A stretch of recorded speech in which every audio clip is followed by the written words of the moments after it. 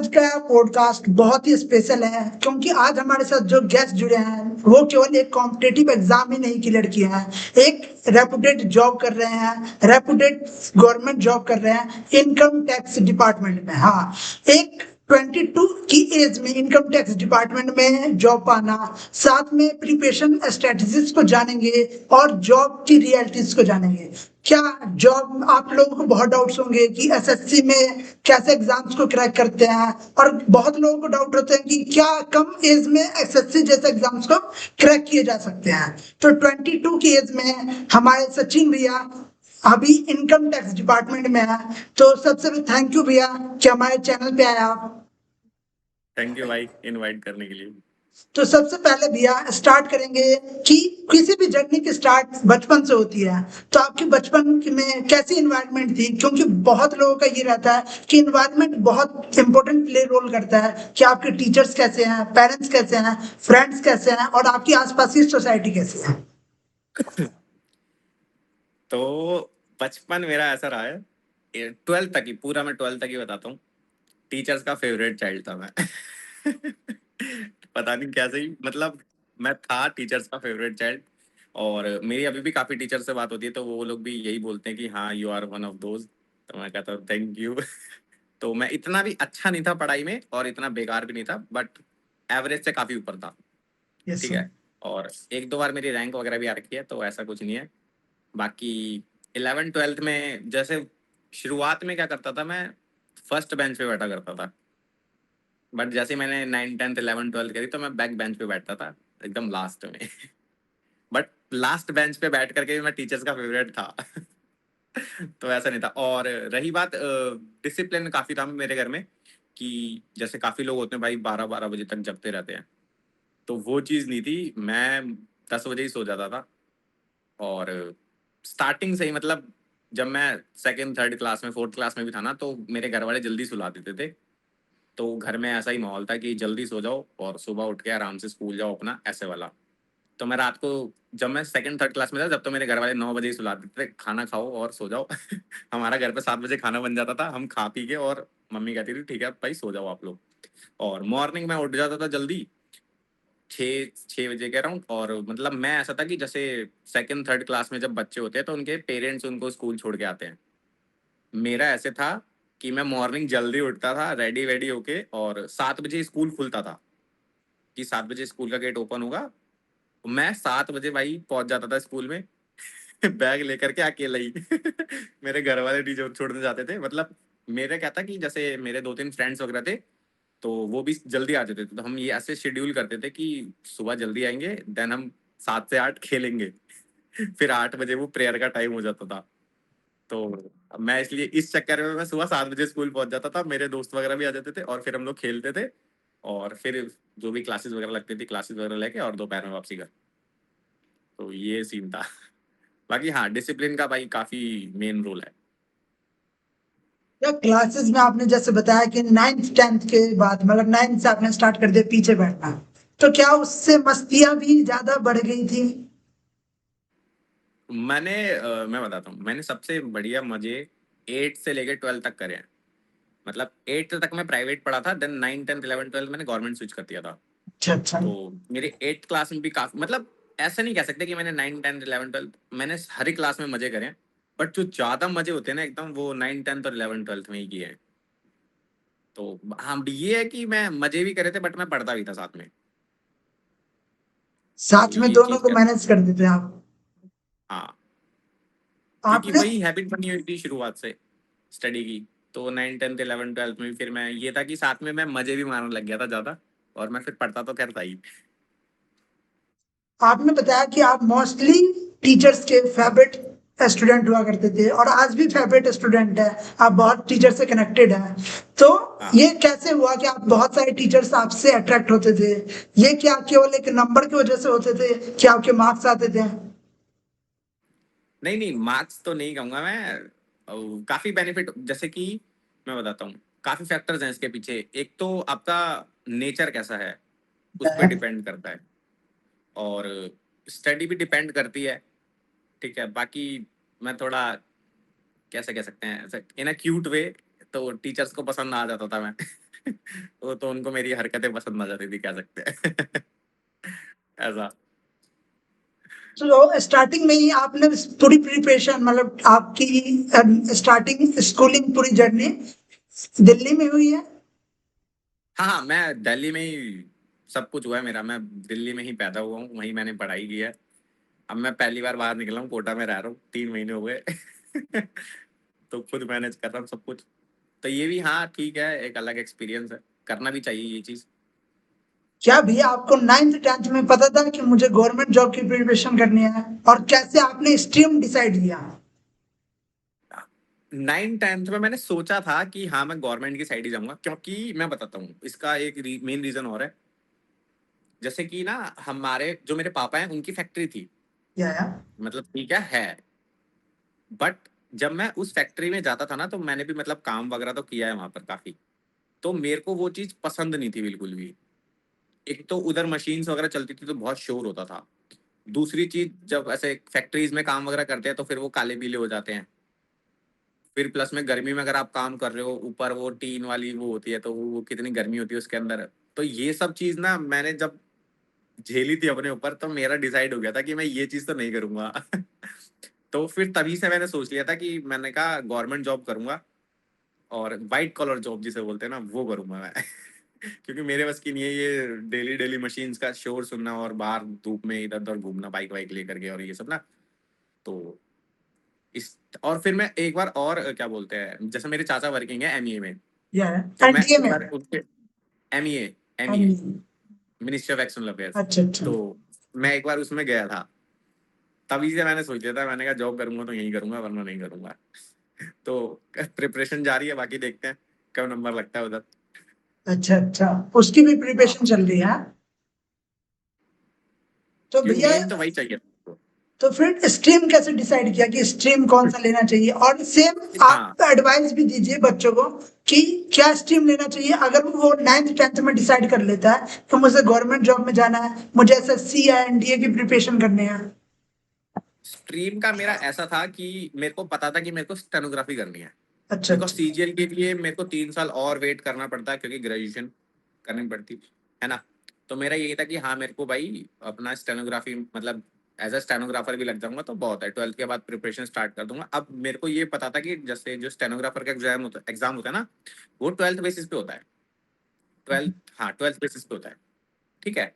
तो अब मैं ये सोच रहा था कि अब मैं 11th में स्ट्रीम अगर साइंस लूं, तो मैंने कहा फायदा कुछ है नहीं, क्योंकि मेरे को जाना है स्टेनोग्राफी गवर्नमेंट एग्जाम में। अगर मेरे को हाँ कुछ और करना रहता, जैसे नीट वगैरह करना है, तो फिर मैं लेता, और या फिर इंजीनियरिंग वगैरह करनी है तो मैं लेता। मेरे को सीए वगैरह करना नहीं था, अदरवाइज मैं कॉमर्स लेता। तो मैंने कहा सबसे बढ़िया, जब मेरे को करना ही गवर्नमेंट जॉब है, और तो सबसे इजी उठाओ। मैंने वो उठा लिया, आर्ट्स। ठीक है, आर्ट्स विद इकोनॉमिक्स थी मेरे पास। तो मैंने कहा कि ठीक है ये करते हैं। हालांकि मेरे मार्क्स इतने थे, जैसे मैं बताता हूँ आपको एक स्टोरी। 9th 10th मैंने अलग स्कूल से की थी, और 11th 12th मैंने अलग स्कूल से की थी। अच्छा अच्छा। तो 10th की मार्कशीट लेकर के मैं जब 11th के लिए एडमिशन करवाने गया दूसरे स्कूल में, तो मेरे मार्क्स इतने अच्छे थे, मतलब अराउंड 80% था। ठीक है। तो उन्होंने उन्होंने बोला क्या चाहिए, मैंने बोला कि आर्ट्स चाहिए। तो उन्होंने बोला कि नहीं आपके नंबर तो अच्छे हैं, साइंस ले लो। मैंने कहा नहीं सर, मेरे को साइंस चाहिए नहीं। और ऐसा भी नहीं है कि मैं साइंस में अच्छा नहीं था, या मेरी साइंस बेकार थी, या मेरी मैथ्स बेकार थी। अच्छा मैं साइंस और मैथ्स में भाई टॉपर था 10th में। अच्छा। हाँ। तो क्लास में ना जैसे 3 4 5 बच्चे थे ना, तो उन्हीं की सबसे जो टॉप में थे उनमें से एक मैं था। तो ये डर भी नहीं था कि हाँ भाई अरे साइंस ले लेंगे आप, मैथ्स या कॉमर्स ले लेंगे तो फेल हो जाएंगे। तो मेरे को मैथ्स और साइंस काफी इंटरेस्टिंग लगती थी। तो मेरे को तो बड़ा मजा आता था भाई मैथ्स करने में, टू बी ऑनेस्ट। बट फिर मेरा ये था कि क्यों इतनी मेहनत करनी है, अपना 11th 12th थोड़ा चिल करते हैं आराम से। क्योंकि जब गवर्नमेंट जॉब करनी ही है और आगे प्रिपरेशन अलग ही करनी है, तो फिर क्यों इतना बोझा उठाए सर पे, साइंस और वो ले कॉमर्स लेकर के। तो इस चक्कर में फिर मैंने आर्ट्स ली थी, और फिर मजे करे बढ़िया से।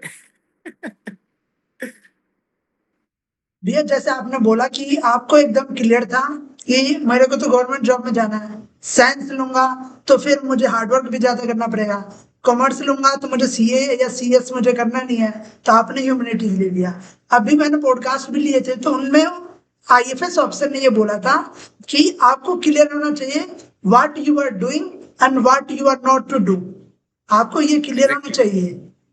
और आप एग्जैक्टली। में एक मतलब जो आपकी बातों में मुझे देखी कि आपको बचपन से मैच्योरिटी थी, क्लियरिटी थी कि हाँ मुझे ये करना है, मुझे ये नहीं। आपको अपने गोल पे नजर थी, जैसे अर्जुन की नजर थी अपने गोल पे, सेम आपकी नजर थी। तो फिर हाँ, ह्यूमैनिटीज लिया आपने। उसके बाद 11th से कैसे प्रिपरेशन स्टार्ट हुआ? क्या 11th से ही आप लग गए गवर्नमेंट जॉब की तरफ? नहीं नहीं नहीं नहीं, मैंने तो ट्वेल्थ के बाद, ट्वेल्थ के भी काफी महीने बाद स्टार्ट की थी प्रिपरेशन। 11 तो मैं स्कूल ही नहीं गया क्योंकि कोविड चल रहा था। अच्छा अच्छा। ठीक है, लास्ट में 2-3 महीने इसके लिए, नहीं 2-3 महीने भी नहीं, लास्ट में आई थिंक 20-25 दिन के लिए स्कूल गए थे बस 11th में। वही पेपर हो गया था लास्ट में। हाँ, वो फिर उसके बाद पेपर हो गया था, देन उसके बाद ट्वेल्थ में पूरे साल गए थे। उसके हाँ। बाद फिर मैंने थोड़ा घर बताया था ना, घर वगैरह बन रहा था, तो फिर मेरा थोड़ा टाइम वहां निकल गया था। फिर मैंने उसके 1-2 महीने बाद फिर प्रिपरेशन स्टार्ट की थी, अच्छा अच्छा। ट्वेल्थ के भी काफी महीने बाद। तो फिर मैंने फर्स्ट अटेम्प्ट पे मैंने बहुत जान लगाई थी भाई, ठीक है, मैं सही बता रहा हूँ, पूरी जान लगा दी थी मैंने अपने फर्स्ट अटेम्प्ट में। बट फिर जब मैंने देखा कि वो सिलेक्शन नहीं हुआ, तो फिर मेरे को थोड़ा ऐसा हुआ, अरे यार क्या हो गया ये? क्योंकि मैं मॉर्निंग ना सुबह 8 बजे पहुंच जाता था। मैंने बताया जैसे कि मैं बहुत डिसिप्लिन हूँ। तो हाँ। मैं मॉर्निंग 8 बजे लाइब्रेरी पहुंच जाता था, 8 बजे ही लाइब्रेरी खुलती थी। तो मैं मॉर्निंग 8 बजे लाइब्रेरी चला जाता था और मैं शाम को 7 या 8 बजे तक ही वापसी आता था वहां से। और फुल डे ऐसा भी नहीं कि मैं इधर उधर घूम रहा हूँ या कुछ कर रहा हूँ, मैं सिर्फ पढ़ता था बैठ के। थोड़ा बहुत देर बीच में फोन वगैरह चला लिया या फिर दोस्तों के साथ चाय वाय पी ली या ऐसा कोई बात बात कर ली। तो मैं क्या करता था, जैसे मैंने फटाफट आई थिंक 3-4 महीने में पूरा सिलेबस निपटाया। 3-4-5 महीने में पूरी इंग्लिश के नोट्स बनाए, पूरी जीएस के नोट्स बनाए, पूरी रीजनिंग के नोट्स बनाए। और साथ में स्टेनो करता था वो अलग। 2 घंटे, 2 घंटे मेरे स्टेनो में चले जाते थे। और उसके बाद फिर मैंने सबके नोट्स वगैरह बना के, जब मेरे नोट्स बन गए तो फिर मैंने अपनी रिवीजन स्टार्ट करके। और फोन का क्या करता था, फोन में रखता नहीं था अपने पास, क्योंकि फोन बहुत टाइम वेस्ट करता है। और इन सोशल मीडिया तो मैं चलाता ही नहीं था उस टाइम पर, सोशल मीडिया मैंने डिलीट कर रखा था।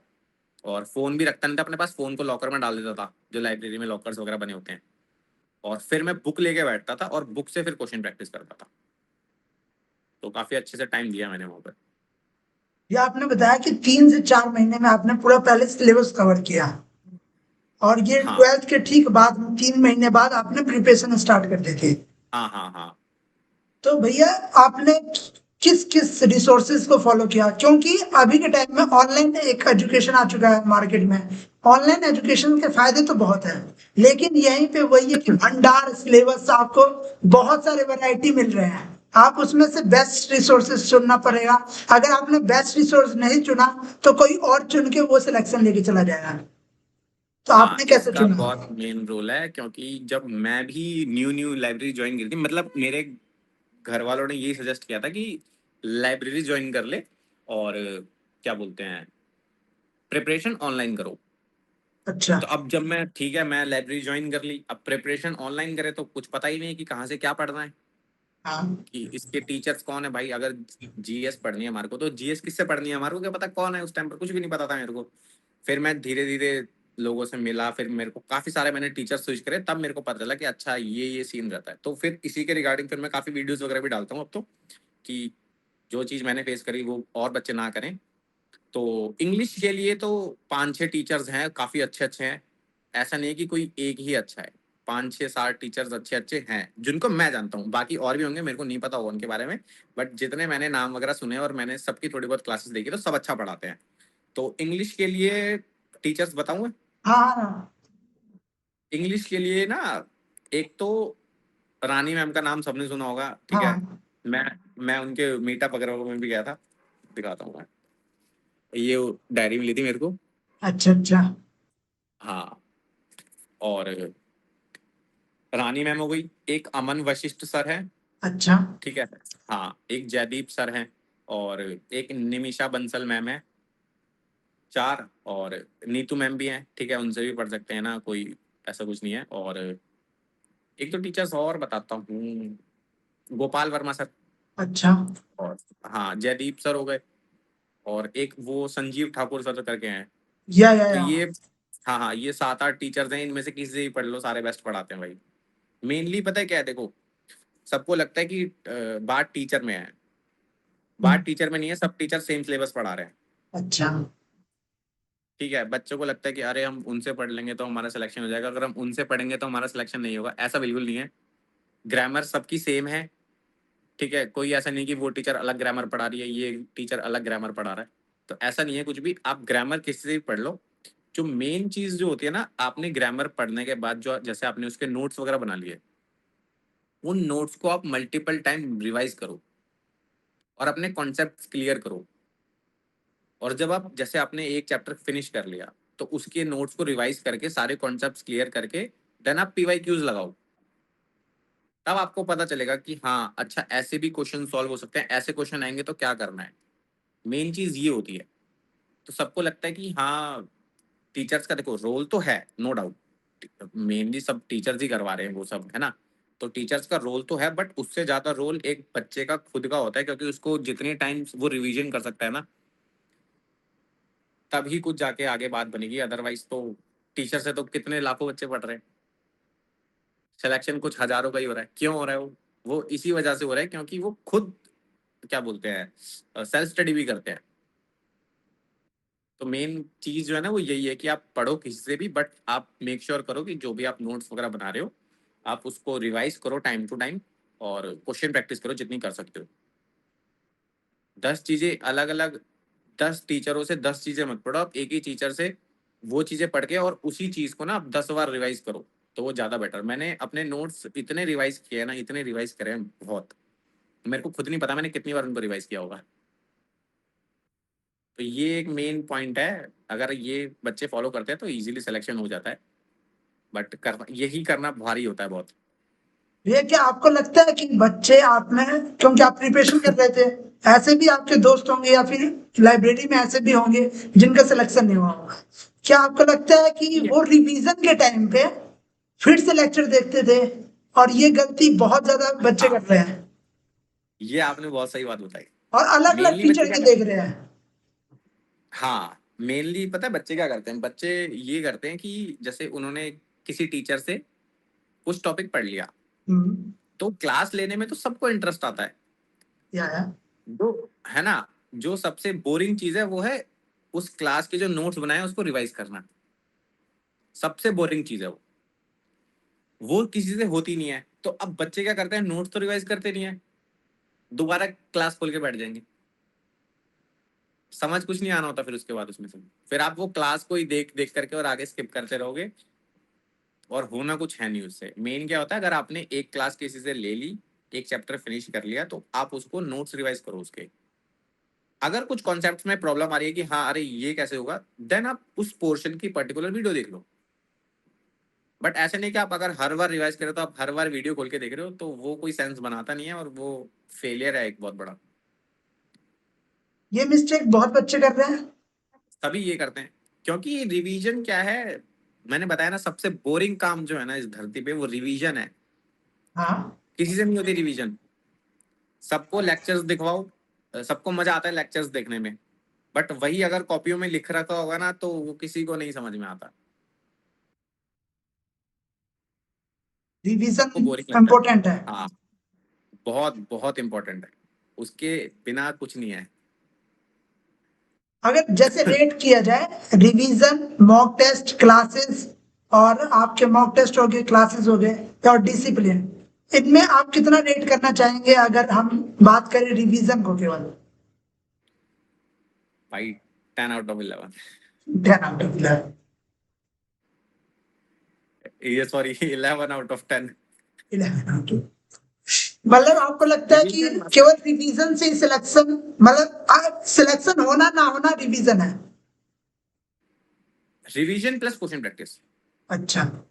डिसिप्लिन और कंसिस्टेंसी तो देखो चाहिए ही चाहिए। हाँ हाँ। इधर वो पीछे है ना, अगर आपको दिख रहा हो तो वो हाँ चार्ट हाँ लगा हुआ है, हाँ एक्चुअली हाँ। मैंने टेबल इस तरफ उठा के रख रखी है बीच में भी ना, या गर्मी की वजह से। या उस पे मैंने ऊपर ना सबसे बड़ा वही लिख रखा है, बी डिसिप्लिन एंड कंसिस्टेंट। क्योंकि अगर आपके पास ये दो चीज हैं तभी आप वो चीज कर पाओगे, रिवीजन। अच्छा।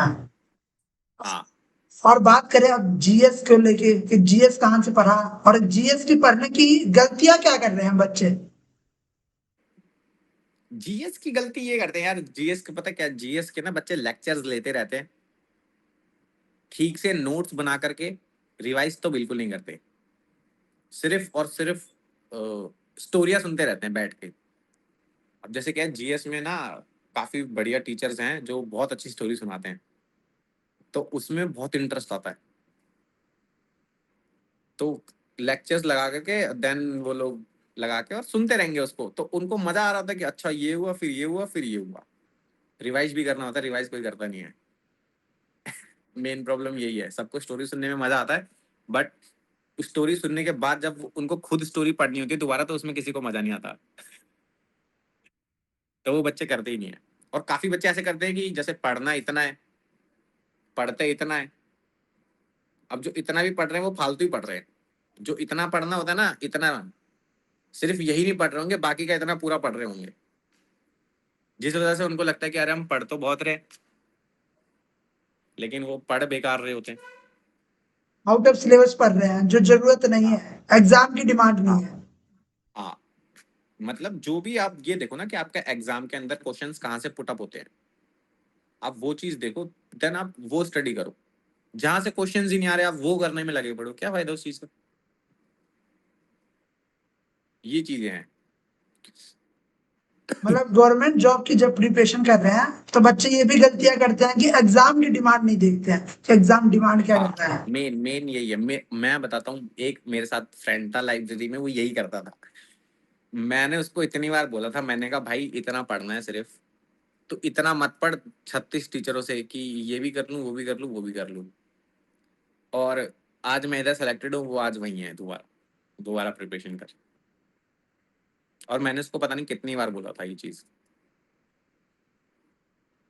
तो अपनी एग्जाम की नीड देखो, और देखो कि कहाँ से क्वेश्चंस पुट अप होते हैं, तो आप मेनली वो टॉपिक्स करो जहाँ से क्वेश्चंस पुट अप होते हैं।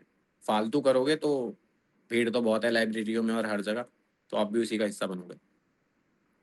जीएस में किस टीचर को फॉलो किया था आपने और सजेशन क्या रहेगा, क्योंकि जीएस में बहुत सारे टीचर हैं और बहुत फेमस फेमस जीएस टीचर हैं।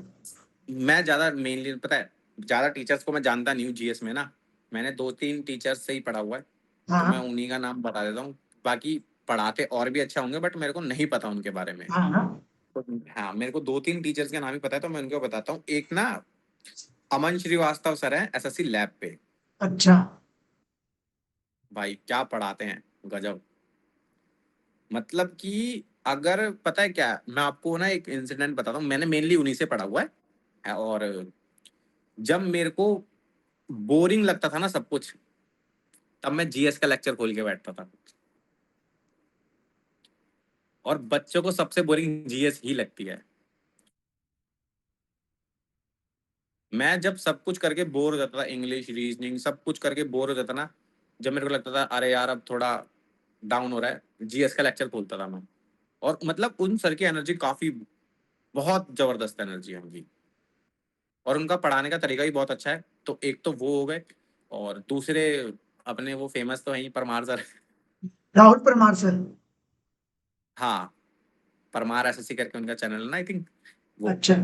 और परमार सर हो गए दो, और एक हैं वरुण अवस्थी, अच्छा। वो भी अच्छा पढ़ाते हैं। और तो मैं किसी से पढ़ा नहीं हूँ, मेनली यही तीन है, इन्हीं से किया हुआ है मैंने सब कुछ। और रीजनिंग की बात करें, रीजनिंग क्योंकि उसमें आपका रीजनिंग, एप्टीट्यूड भी टेस्ट होता है। हाँ, रीजनिंग में सबको ये लगता है कि अरे रीजनिंग हो जाती है, तो कोई बहुत लाइटली लेते हैं। लाइटली मतलब पहले ना, मैंने क्या करा था, एक टीचर से पकड़ लो, एक टीचर को ले लो, ठीक है, और उसके बाद उनसे नोट्स वगैरह बना लो अपने सारे टॉपिक्स के। उसके बाद आप उनको रिवाइज वगैरह कर लो। उस मेनली 5-6 टॉपिक्स हैं जिनको आपको एक बार रिवीजन करनी पड़ेगी अच्छे से, बाकी तो सब कुछ हो जाता है। रीजनिंग के लिए जब आप क्वेश्चन प्रैक्टिस करते हो, जैसे सपोज कोडिंग डिकोडिंग है या नंबर सीरीज है, अब नंबर सीरीज में मेरे को प्रॉब्लम आ रही है, तो नंबर सीरीज में प्रॉब्लम आ रही है, तो मैं उसके क्वेश्चंस के लिए क्या करता था, एक ना वाईटी पे वो है कमल सर, अच्छा। हाँ, इवन कोचिंग सेंटर करके, आई थिंक यूट्यूब का चैनल नाम है उनका। हम्म। तो मैं क्या करता था कि जैसे मेरे को कोई सी भी टॉपिक में प्रॉब्लम आ रही है ना, तो मेरे को वो पीडीएफ उठा के सॉल्व करने में या फिर बुक उठा के सॉल्व करने में रीजनिंग के लिए बहुत आलस आता था। तो मैं यूट्यूब पे वीडियो लगाता था, क्वेश्चन आया, क्वेश्चन में सॉल्व करता था, अगर हो गया तो काट देता था, नहीं हुआ तो मैं वीडियो चालू करके देख लेता था उसको सोल्यूशन कि इसको कैसे सॉल्व कर सकते हैं।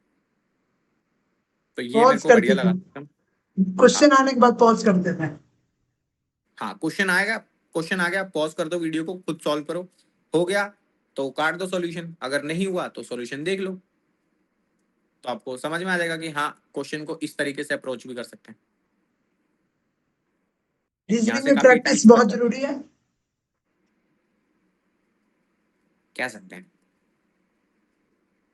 क्योंकि रीजनिंग एक ऐसा सब्जेक्ट है कि आप ट्राई करो, आपके नंबर ना कटे तो ज्यादा बेटर है, क्योंकि एक एक दो दो नंबर भी बहुत मायने रखते हैं, और रीजनिंग ऐसा सब्जेक्ट है नहीं कि आप वहां पर भी इतने नंबर गवाओ।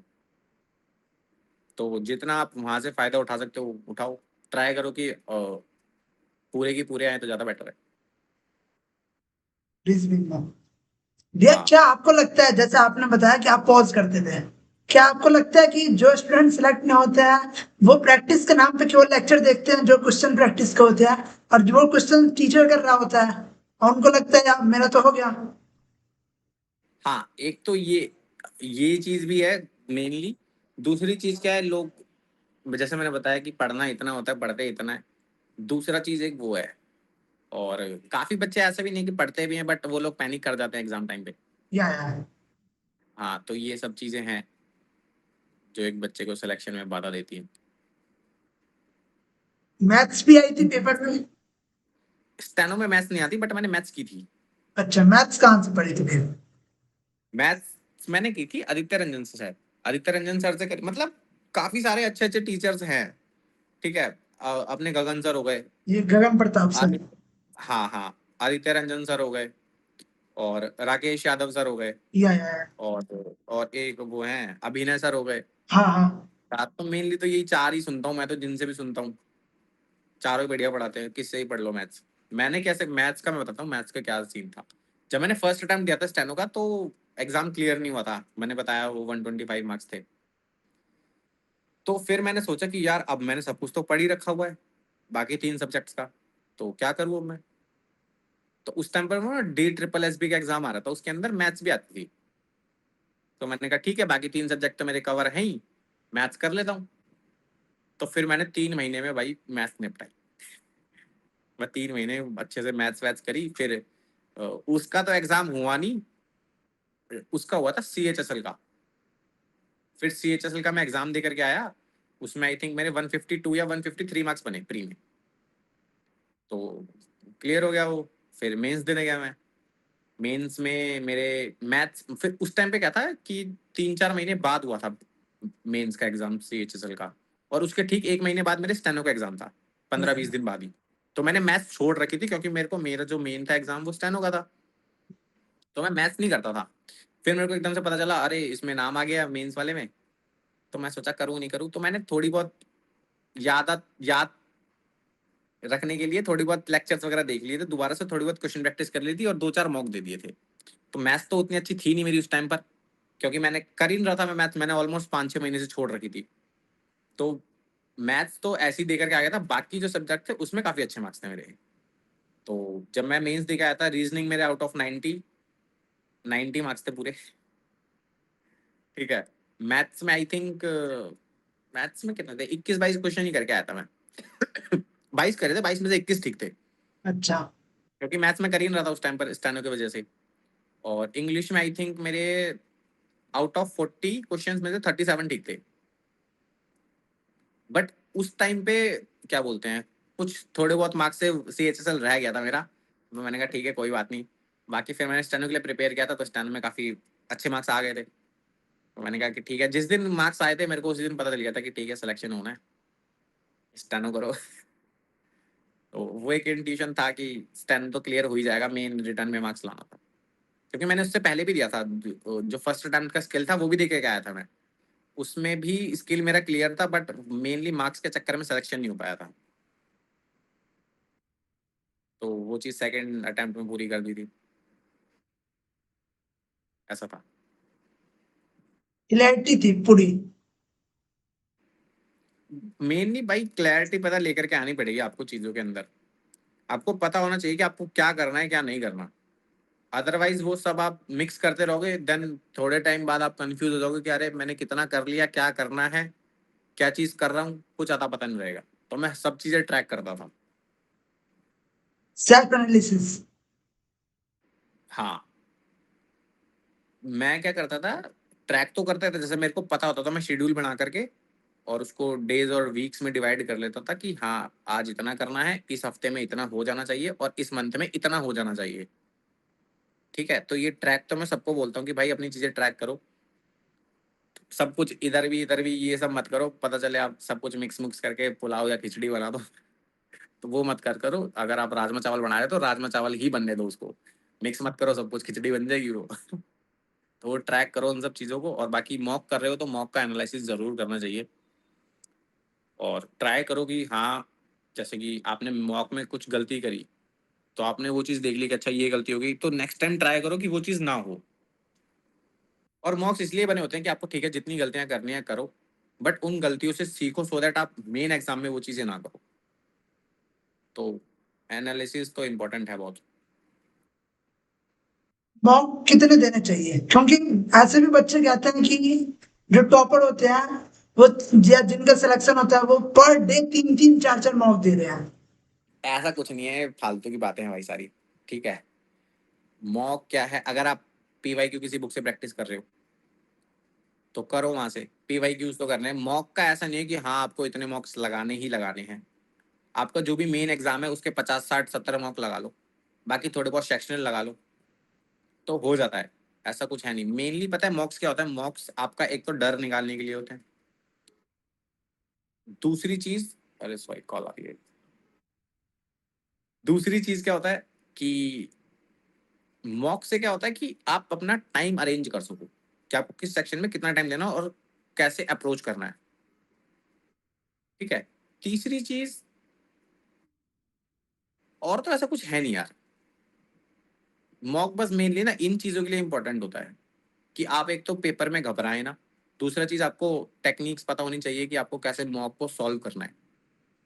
बाई चांस कहीं पे आपको फंस गए आप किसी चीज में ना, तो आपको वो चीज पता होनी चाहिए कि हाँ वहां से स्किप करके आगे बढ़ो और आगे के पेपर, मतलब आगे का कंप्लीट करो पोर्शन, देन उन एक दो क्वेश्चंस में स्विच करके वापसी सॉल्व करना। बच्चे क्या करते हैं, जैसे एक क्वेश्चन पे अटक गए तो वो ईगो पे ले लेते कि अरे सॉल्व कैसे नहीं हो रहा, करो करो 4 बार क्रॉस गलत सॉल्यूशन निकालने के बाद देन उनको नेक्स्ट टाइम वो स्विच ही करना पड़ता है। तो वो पहले ही कर देते, तो वो चीज आप स्ट्रेटजी बना के चलो कि हाँ आपको किस हिसाब से अटेम्प्ट करना है। अगर कोई क्वेश्चन नहीं हो रहा है या फिर क्वेश्चन बहुत बड़ा है, देन आपको उसको तुरंत स्किप करो, आप उसको सेकंड राउंड में करो या फिर थर्ड राउंड में करो। और मॉक एनालिसिस कितना इंपॉर्टेंट है और कैसे करना चाहिए, और गलतियां क्या करते हैं मॉक एनालिसिस में? मॉक एनालिसिस बहुत इंपॉर्टेंट है। मॉक, जैसे आपने सपोज मैंने एक मॉक दिया है ना, मॉक के अंदर मैं इंग्लिश का ही सेक्शन उठा देता हूँ। अब मेरे को इंग्लिश में काफी सारे क्वेश्चंस गलत हुए, तो पहले तो आप ये देखो कि आपके क्वेश्चंस गलत हो कहाँ रहे हैं। वो कैप के गलत हो रहे हैं या फिर रीडिंग सेक्शन है, एरर्स वगैरह हैं, या फिर एरर्स में ही कोई एक स्पेसिफिक टॉपिक है, जैसे कंडीशनल्स हो गए, ठीक है, या एडवांस वर्ब का कुछ हो गया। तो आप अब जैसे मेरे क्वेश्चंस गलत हो रहे हैं सपोज कंडीशनल्स में, है ना, एक एक मॉक में गलत हो गए, फिर दूसरे मॉक में भी गलत हो रहे हैं। तो अब क्या करो, वाईटी पे जाकर के सर्च कर दो और पर्टिकुलर सिर्फ कंडीशनल्स की वीडियो देख लो कि हाँ अगर क्वेश्चंस आते हैं तो इनको कैसे अप्रोच करते हैं, तो वहां से अपना कॉन्सेप्ट क्लियर कर लो। मेनली मॉक्स का ये है कि आपके क्वेश्चंस जहां पर भी गलत हो रहे हैं आप उन क्वेश्चंस को देखो और उस क्वेश्चन के जो भी कॉन्सेप्ट है उसको क्लियर कर दो। ये होता है मॉक का एनालिसिस। दैट्स इट, इतना करना होता है। क्या वाईटी से सिलेक्शन पॉसिबल है? क्योंकि अभी बहुत सारे कोर्सेज चल रहे हैं मार्केट में। आराम से पॉसिबल है, केवल यूट्यूब आराम से? से पॉसिबल है, केवल यूट्यूब से भी पॉसिबल है। ऐसा कुछ नहीं है। बैच देखो मैं बताता हूँ, वाईटी पे बहुत रिसोर्सेज हैं, सबने इतने फ्री रिसोर्सेज डाल रखे हैं कि मत पूछो, बहुत हैं। बस बच्चा क्या है, बैच इसलिए परचेज करता है सो दैट उसको इधर उधर भटकना ना पड़े। ठीक है, अगर मैं वाईटी से प्रिपेयर कर रहा हूँ तो मेरे को क्या है, बहुत जगह भटकना पड़ेगा। स्ट्रक्चर वे में नहीं मिलेगा मुझे। हाँ, अब मेरे को वो चीजें ढूंढनी पड़ेंगी। या अब कोई अगर बिगिनर है तो उसको तो पता ही नहीं है ना कि इसको क्या क्या करना है, तो वो तो फिर भटकते रहेगा यूट्यूब पे कि किसी अब जैसे मैं सपोज रानी मैम की वीडियो देख रहा हूँ कुछ, है ना। अब नेक्स्ट वीडियो जैसे नीचे स्वाइप अप करते हैं तो वीडियोज आती रहती हैं, और अब मेरे को किसी का थंबनेल पसंद आ गया कि अरे यार क्या कि इंग्लिश ऐसे करें और इससे ऐसे इतनी 100 दिनों में सिलेक्शन ले, ये वो माइंड तो अट्रैक्ट करेगा ही ना, बच्चा उस वीडियो को छोड़ के उस पर चला जाएगा। फिर ऐसे ही उसकी वीडियो देखेगा 2-4 बार, फिर किसी और की वीडियो आएगी, फिर वो उसकी वीडियो देखेगा, तो वो वीडियो ही स्विच करता रह जाएगा थंबनेल देख देख करके। और सर बैच में क्या है, बैच में ये है कि आपको सब कुछ स्ट्रक्चर्ड वे में मिलता है, तो आपको इधर उधर कुछ तो भटकने की जरूरत नहीं है ना। दूसरी चीज, आपको सब कुछ पता है कि ये आपका जीएस का पोर्शन बना हुआ है, ये आपका इंग्लिश का पोर्शन है, ये आपका मैथ्स का पोर्शन है, ये आपका रीजनिंग का पोर्शन है। अब इंग्लिश में गए, इंग्लिश में अब जैसे आपने इंग्लिश का पोर्शन खोला तो उसमें लेक्चर्स वाइज क्लासेस होंगी सारी, तो आप एक के बाद एक क्लासेस लेते जाओ, तो वहाँ सारा स्ट्रक्चर्ड वे में चलता है, तो वो भी ठीक है। बट ऐसा नहीं है कि जो बैच से पढ़ रहे हैं वही सिलेक्शन लेते हैं, वाईटी वाले भी काफी बच्चे हैं जो सिलेक्शन ले लेते हैं, ऐसा कुछ नहीं है। और वाईटी पे हम स्ट्रक्चर्ड वे में फॉलो करें, प्लेलिस्ट को ही फॉलो करें, तो सिलेक्शन पॉसिबल हो। आराम से। वाईटी से मैं रैंक उसके लाना रिगार्डिंग, पॉसिबल है, हाँ रैंक लाना पॉसिबल है यूट्यूब से। हाँ हाँ, अरे बिंदास, ऐसा भाई कुछ भी नहीं है। देखो जो बैचेस में है वही वाईटी पे है, ठीक है, सेम कंटेंट है, बस मैं आपको बता रहा हूँ ना कि बैचेस में क्या मिलता है, एकदम स्ट्रक्चर्ड वे में मिलता है, वाईटी पे नहीं मिल पाता था इतना। और वाईटी पे थोड़ा बच्चा थंबनेल देख करके इधर उधर स्विच करता है, और बाकी वो शॉर्ट्स रील्स आ जाती है तो फिर वो उधर ही घूम जाता है, 1-2 घंटे वहीं चले जाते हैं, पता ही नहीं चलता। तो ये है थोड़ा सा बस। डिसिप्लिन होना बाकी मैं चाहिए। अभी, हाँ डिसिप्लिन तो देखो होना पड़ेगा। बाकी मैं अभी इसी के ऊपर ही काम कर रहा हूँ, क्योंकि मेरे को काफी बच्चों के मैसेज वगैरह आते रहते हैं, तो मैं भी मे बी 1-2 दिनों में इस पे ऊपर वीडियो लेकर के आऊँ कि फ्री रिसोर्सेज से कैसे कर सकते हैं आप लोग प्रिपेयर, तो मैं भी थोड़ा उसी में लगा पड़ा हूँ। अच्छा, मैं लेके आऊंगा जल्दी। क्योंकि मार्केट में बहुत सारे कोर्सेज चल रहे हैं, बहुत सारे जो फेमस टीचर थे हाँ उन्होंने अपना इंस्टीट्यूट छोड़ के अपना इंस्टीट्यूट नया बना लिया है। हाँ, बट देखो वो सबकी पर्सनल चॉइस है, ठीक है। या सबका देखो, सबका मन करता है कि भाई ग्रोथ करे, या है ना, तो कर रहे हैं वो सब लोग अपना। अब इसके ऊपर कंट्रोवर्सी करके कुछ फायदा तो है नहीं। अगर अगलों का मन है कि भाई उनको ग्रोथ करनी है और अच्छी, तो वो मेहनत भी तो कर रहे हैं ना भाई, करो भाई ग्रोथ आप।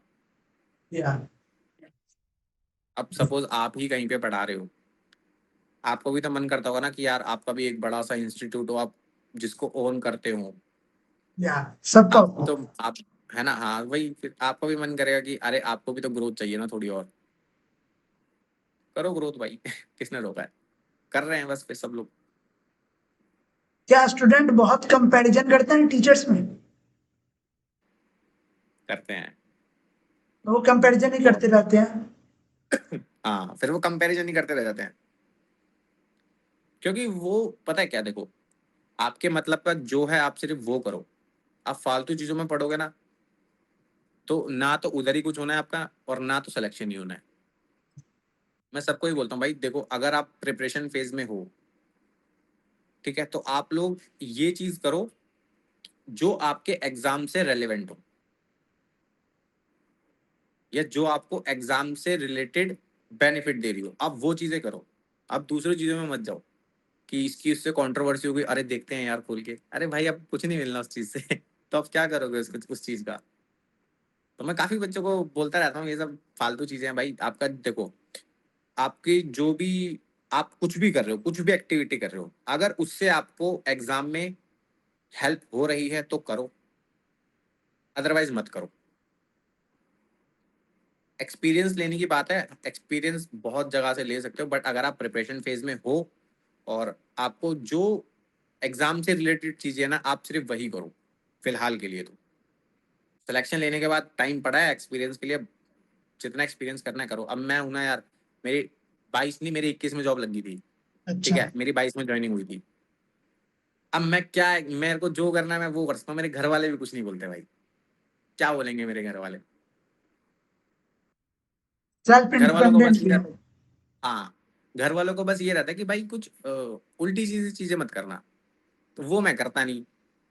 जैसे क्या होते हैं कई या वो नशा वशा में लग जाते हैं, वो दारू वारू पी लेते हैं, बियर वियर पी लेते हैं। मेरा ऐसा कुछ है ही नहीं, ना मेरे घर वालों ने करा भाई, ना मेरा खुद का मन करता है ये सब करने का। अब इंसान करे तो क्या करे, पैसा कमा रहा है, घर पे भी दे रहा है, खाओ पियो मौज लो, घूमना है घूमो जा करके, घर वाले क्या बोलेंगे? घर वालों ने तो जब बोल दिया ना कि हाँ भाई ठीक है जॉब ले लो, उसके बाद जो मर्जी कर लेना। अब घर वालों को भी पता है कि बंदा भाई सेल्फ इंडिपेंडेंट है, उसने नौकरी ले रखी है और इतना रेप्यूटेड डिपार्टमेंट है। अब वो लोग कहीं पे भी बताते तो फिर उनकी भी होती है अरे वाह यार। इवन मैं आपको एक चीज बताता हूँ, मेरे साथ मेरी बहन का भी सिलेक्शन हुआ था, ठीक है, वो जीएसटी में, अच्छा। मैं इनकम टैक्स में, हाँ, सेम बैच से हुआ था। तो अब एक ही दिन में एक ही साथ जब उनको पता चला कि अच्छा उनके लड़की भी लगी, उनका लड़का भी लग गया, तो उनके लिए तो एकदम ही प्राउड मोमेंट हो गया भाई। अब वो किसी को भी बताते हैं कि, अब वो लोग पूछते हैं कि बच्चे क्या करते हैं, तो बता देते हैं कि हाँ लड़की की नौकरी है। तो फिर पूछते हैं लड़का करता है, फिर बताते हैं लड़की की भी नौकरी है।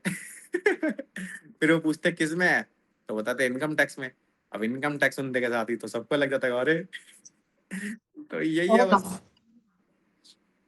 हाँ। वो प्लस इनकम प्लस हो टैक्स के जाता है। नाम के साथ ही और आ जाता है फिर। हाँ। वही है ना कि जो एक मूवी में भी था या किसी ने बोला भी था कि पेरेंट्स आपके सपने के खिलाफ नहीं है, बस वो आपको खुश और गरीब, काबिल हाँ देखना हाँ चाहते हैं, गरीब नहीं हाँ। देखना चाहते। हाँ, गरीब नहीं देखना चाहते हो बस, वही है बस। बाकी भाई मेरे घर वालों ने बहुत सपोर्ट किया है मेरे को, ठीक है। मैं आई थिंक मैंने 2 साल में कुछ नहीं करा था। हाँ मैं सिर्फ लाइब्रेरी जाता था और लाइब्रेरी में जाके पढ़ता था।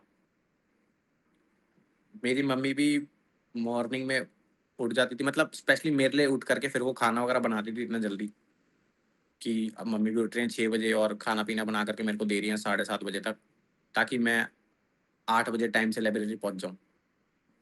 तो उनका भी काफ़ी सेक्रीफाइस रहा है, क्योंकि मैं मेनली पता है उन्हीं का सेक्रीफाइस मानता हूँ।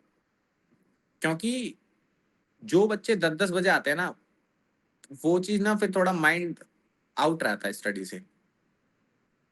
काफ़ी बच्चे कर भी लेते हैं, बट मेरा थोड़ा ऐसा था कि 8 बजे पहुंच जाओ शांति से, 8 साढ़े 8। जिस दिन में मैं लेट हो जाता ना, उस दिन ऐसा लगता था अरे यार क्या हो गया ये, आउटपुट ही नहीं निकल रहा, दिन भारी भारी लगता था।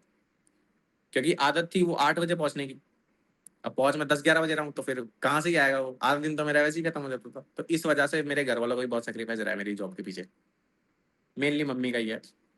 क्योंकि अगर मम्मी मेरे को नहीं भेजती घर पे टाइम से, तो फिर मैं भी डिले करके लाइब्रेरी में होता, काश कुछ नहीं ये पता। जैसे आपने प्रिपरेशन स्टार्ट किया, स्टार्टिंग्स में फेलियर्स भी आए, जब आपने कहा कि फुल एफर्ट्स मैंने डाले, तो जो आसपास के लोग होते हैं, जैसे अभी एक वायरल जो वीडियो चल रही है समय रैना की, उन्होंने ये लाइन बोला था कि जब हम कुछ अच्छा करते हैं ना तो हर कोई सपोर्ट करता है, लेकिन अगर तुम जहां गिरोगे वहां पे लोग ये कहना करेंगे कि भाई तू कर क्या रहा है। हाँ, आप ये लगा लो ना, आप जब भी आप जैसे इस जर्नी में आप होते हो तो आप अकेले होते हो। या ठीक है, मैंने आज ही एक ऐसे पोस्ट देखी थी, तो उसमें क्या था, एक सिंगल बच्चा बैग लेके चलता हुआ था हाँ जब वो अपनी प्रिपरेशन फेज में था, और जब वो सक्सेस हो गया तो उसके पीछे इतनी भीड़ थी और सब कॉन्ग्रेचुलेशंस कॉन्ग्रेचुलेशंस कर रहे थे उसको। तो फिर मैंने ये चीज देखी, हाँ जब मैं प्रिपरेशन फेज में था तो तब मैं अकेला था, और आज ठीक ठाक ग्रोथ है। काफी डीएम्स आते हैं, काफी काफी क्या, ऑलमोस्ट 99.9% लोग है ना अप्रिशिएट ही करते हैं। और फिर मेरे को वो चीजें देख करके इतना अच्छा लगता है ना, फिर मेरा और अच्छे से मन करता है अंदर से कि अरे मैं और वीडियोस डालूं और बच्चों को मोटिवेट करूं। अदरवाइज मेरा ऐसा प्लान था नहीं बिल्कुल भी, मेरा ये था कि अच्छा ठीक है थोड़ी बहुत वीडियोस वगैरह बना दिया करूंगा, दैट्स इट। बट अब फिर वो मेरे को इतना डीएम्स करते हैं ना कि भैया आप, जैसे आप बता रहे थे, वो मैंने आज एक वीडियो डाली थी, या वो सुल्तान वाली। सुल्तान वाली। हाँ, तो उस पे एक बच्चे का डायरेक्टली डीएम आया मेरे को, कह रहा भैया आप ना ऐसी ही वीडियो डाला करो और कुछ मत डाला करो। कह रहा बहुत मोटिवेशन मिलती है आपकी वीडियोस देख करके। और काफी बच्चों, मतलब ठीक है, काफी पॉजिटिव रेस्पॉन्स है, मैं क्या ही बताऊं भाई। एक काफी तो मेरे को ऐसे आते हैं क्या बताऊं मैं ना, सीधा ऑफर मार देते हैं डीएम में। कि आपकी कोई गर्लफ्रेंड है क्या, मेरे को गर्लफ्रेंड बना लो, मेरे से शादी कर लो। अब कहता अरे भाई। बट काफी काफी प्यार करते हैं यार लोग, काफी। जो बच्चे अभी जो गवर्नमेंट जॉब की प्रिपरेशन कर रहे होंगे या फिर जो करेंगे, क्योंकि 10th से 11 जब या फिर कोई मूवी देख लेते हैं बच्चे, मोटिवेट हो जाते हैं, और तो वो बहुत रिलेट कर पाते हैं आपके कंटेंट जो डले हुए हैं इंस्टाग्राम पे हैं, बहुत रिलेट कर पाते हैं, क्योंकि जैसे हाँ आपने पेरेंट्स के साथ डाल रखा है, रिजल्ट का डाल रखा है, तो वो रिलेट हो पाता है ना कि यार एक, क्योंकि आप भी प्रिपरेशन फेज में होंगे, तो वो डे आपको हर दिन मोटिवेट करता है कि यार मैं ये दिन जरूर लाऊंगा, और सेम वो कंटेंट से मोटिवेट हो रहे हैं। हाँ, इसके पता है, इसके पीछे ना मैं आपको एक चीज और बताता हूँ। मोटिवेशन थोड़ी देर के लिए काम आता है, ठीक है, ये बात सब किसी को पता है। या 1 घंटा 2 घंटा, एक दिन 2 दिन, एक हफ्ता, 10 दिन, एक महीना, इतना ही रहेगा मोटिवेशन। उसके बाद देन आपको कंसिस्टेंट ही रहना पड़ेगा और डिसिप्लिन ही रहना पड़ेगा, ठीक है। अब मैं जैसे, मैं भी काफी वीडियोस देखता था, मेरे को भी काफी मोटिवेशन मिलती थी, तो मैं भी पढ़ता था काफी, है ना, बट वो मोटिवेशन थोड़ी बहुत देर की ही रहती है, ये मैं सबको बोलता हूँ। तो आप डिसिप्लिन और कंसिस्टेंसी पे ध्यान दो अपना। मोटिवेशन क्या है, जैसे कि अब इसका एक बेनिफिट मैं आपको ये बताता हूँ कि आज जैसे मैं सपोज लाइब्रेरी पहुंचा और 1 आध घंटे बाद ही मेरा मन नहीं कर रहा यार पढ़ने का, है ना। अब उस टाइम पर सपोज मेरे आगे कुछ मोटिवेशन वीडियोस आ गई, या अब मैंने वो वीडियोस देखी, तो अब मेरा एकदम मोटिवेशन जाग गया भाई, अरे यार करना है, कुछ हो जाए, है ना। तो अब जो मेरा दिन उधर से खराब होने वाला था ना, अब वो वो दिन बच गया। खराब ना होकर के फिर मैं दोबारा पढ़ाई स्टार्ट कर दूंगा, तो वो मेरा एक दिन का आउटपुट बढ़ जाएगा, तो मेरा मोटिवेशन वहां पे काम आ गया उस दिन। तो ऐसे ही इस वजह से फिर मैं वीडियोस वगैरह डालता रहता हूँ कि अगर भाई किसी, मेरी वजह से किसी एक बच्चे का भी अगर सिलेक्शन हो जाएगा तो बहुत है। बहुत बच्चों का हो गया, ऐसे हाँ कंटेंट से तो, बहुत रिलेट कर पाते हैं ना बच्चे। हाँ हाँ, तो इस वजह से जब बच्चे इतना रिलेट कर पा रहे हैं ना, तो तभी वो इतना प्यार दिखाते हैं यार, वो इतना डायरेक्ट डीएम डाल देते हैं, कमेंट डाल देते हैं कि अरे भैया क्या वीडियोस बनाते हो यार, आप ऐसे ही बनाओ और ऐसे ही बहुत मोटिवेट करते हो, ये है वो है। तो फिर मेरे को लगता है कि अरे सफल रहा वीडियो बनाना। मतलब मेरी साइड से तो ये है कि बस भाई मैं देखो लोगों की जितनी हेल्प कर सकूं उतना कर दूं, मेरी साइड से बस इतना ही रहता है कि आपको, ठीक है, आपको ये हेल्प चाहिए, आप ये लो, यहाँ से ऐसे से कर लो, और समझ में नहीं आ रहा, ठीक है, मैं आपको गाइडेंस दे रहा हूँ, अब करो। हमारा कुछ जा तो डे रहा है यार किसी की या हेल्प करने में, अगले का कुछ बन जाएगा, दुआ ही देगा चार, ये तो है। बस। तो मैं तो सबको यही बोलता हूँ कि बी हम्बल, बी काइंड और बी पोलाइट, जिसकी हेल्प कर सकते हो भाई करो, ये कुछ नहीं जो होता। वो अभी आज, कंटेंट, अभी जो कंटेंट डला है उससे, जो मेरे, मतलब मैंने आपको पहले बताया था पॉडकास्ट स्टार्ट होने से पहले, जो बच्चे देख रहे हैं उन्हें रिलेट कर पाए, कि मैंने वो डिस्कस किया था, एक आपने सुल्तान वाली डाली है, आप देख सकते हो इंस्टा पे, भैया की प्रोफाइल में मिल जाएगी आपको। तो जो रिलेट कर पाया, तो मेरे रूम पार्टनर का ये क्वेश्चन था, क्या पहले आप रिलेशनशिप में थे? इसकी एक अलग ही स्टोरी है यार, इसकी तो एक अलग ही स्टोरी है भाई। क्या भी बट हाँ, डिस्क्लोज मैं करना पता है, चाहेंगे? मैं, हाँ मैं ना इसका थोड़ा सा कंक्लूड करके अलग सेपरेट बताता हूँ। अपना तो नहीं बताता मैं।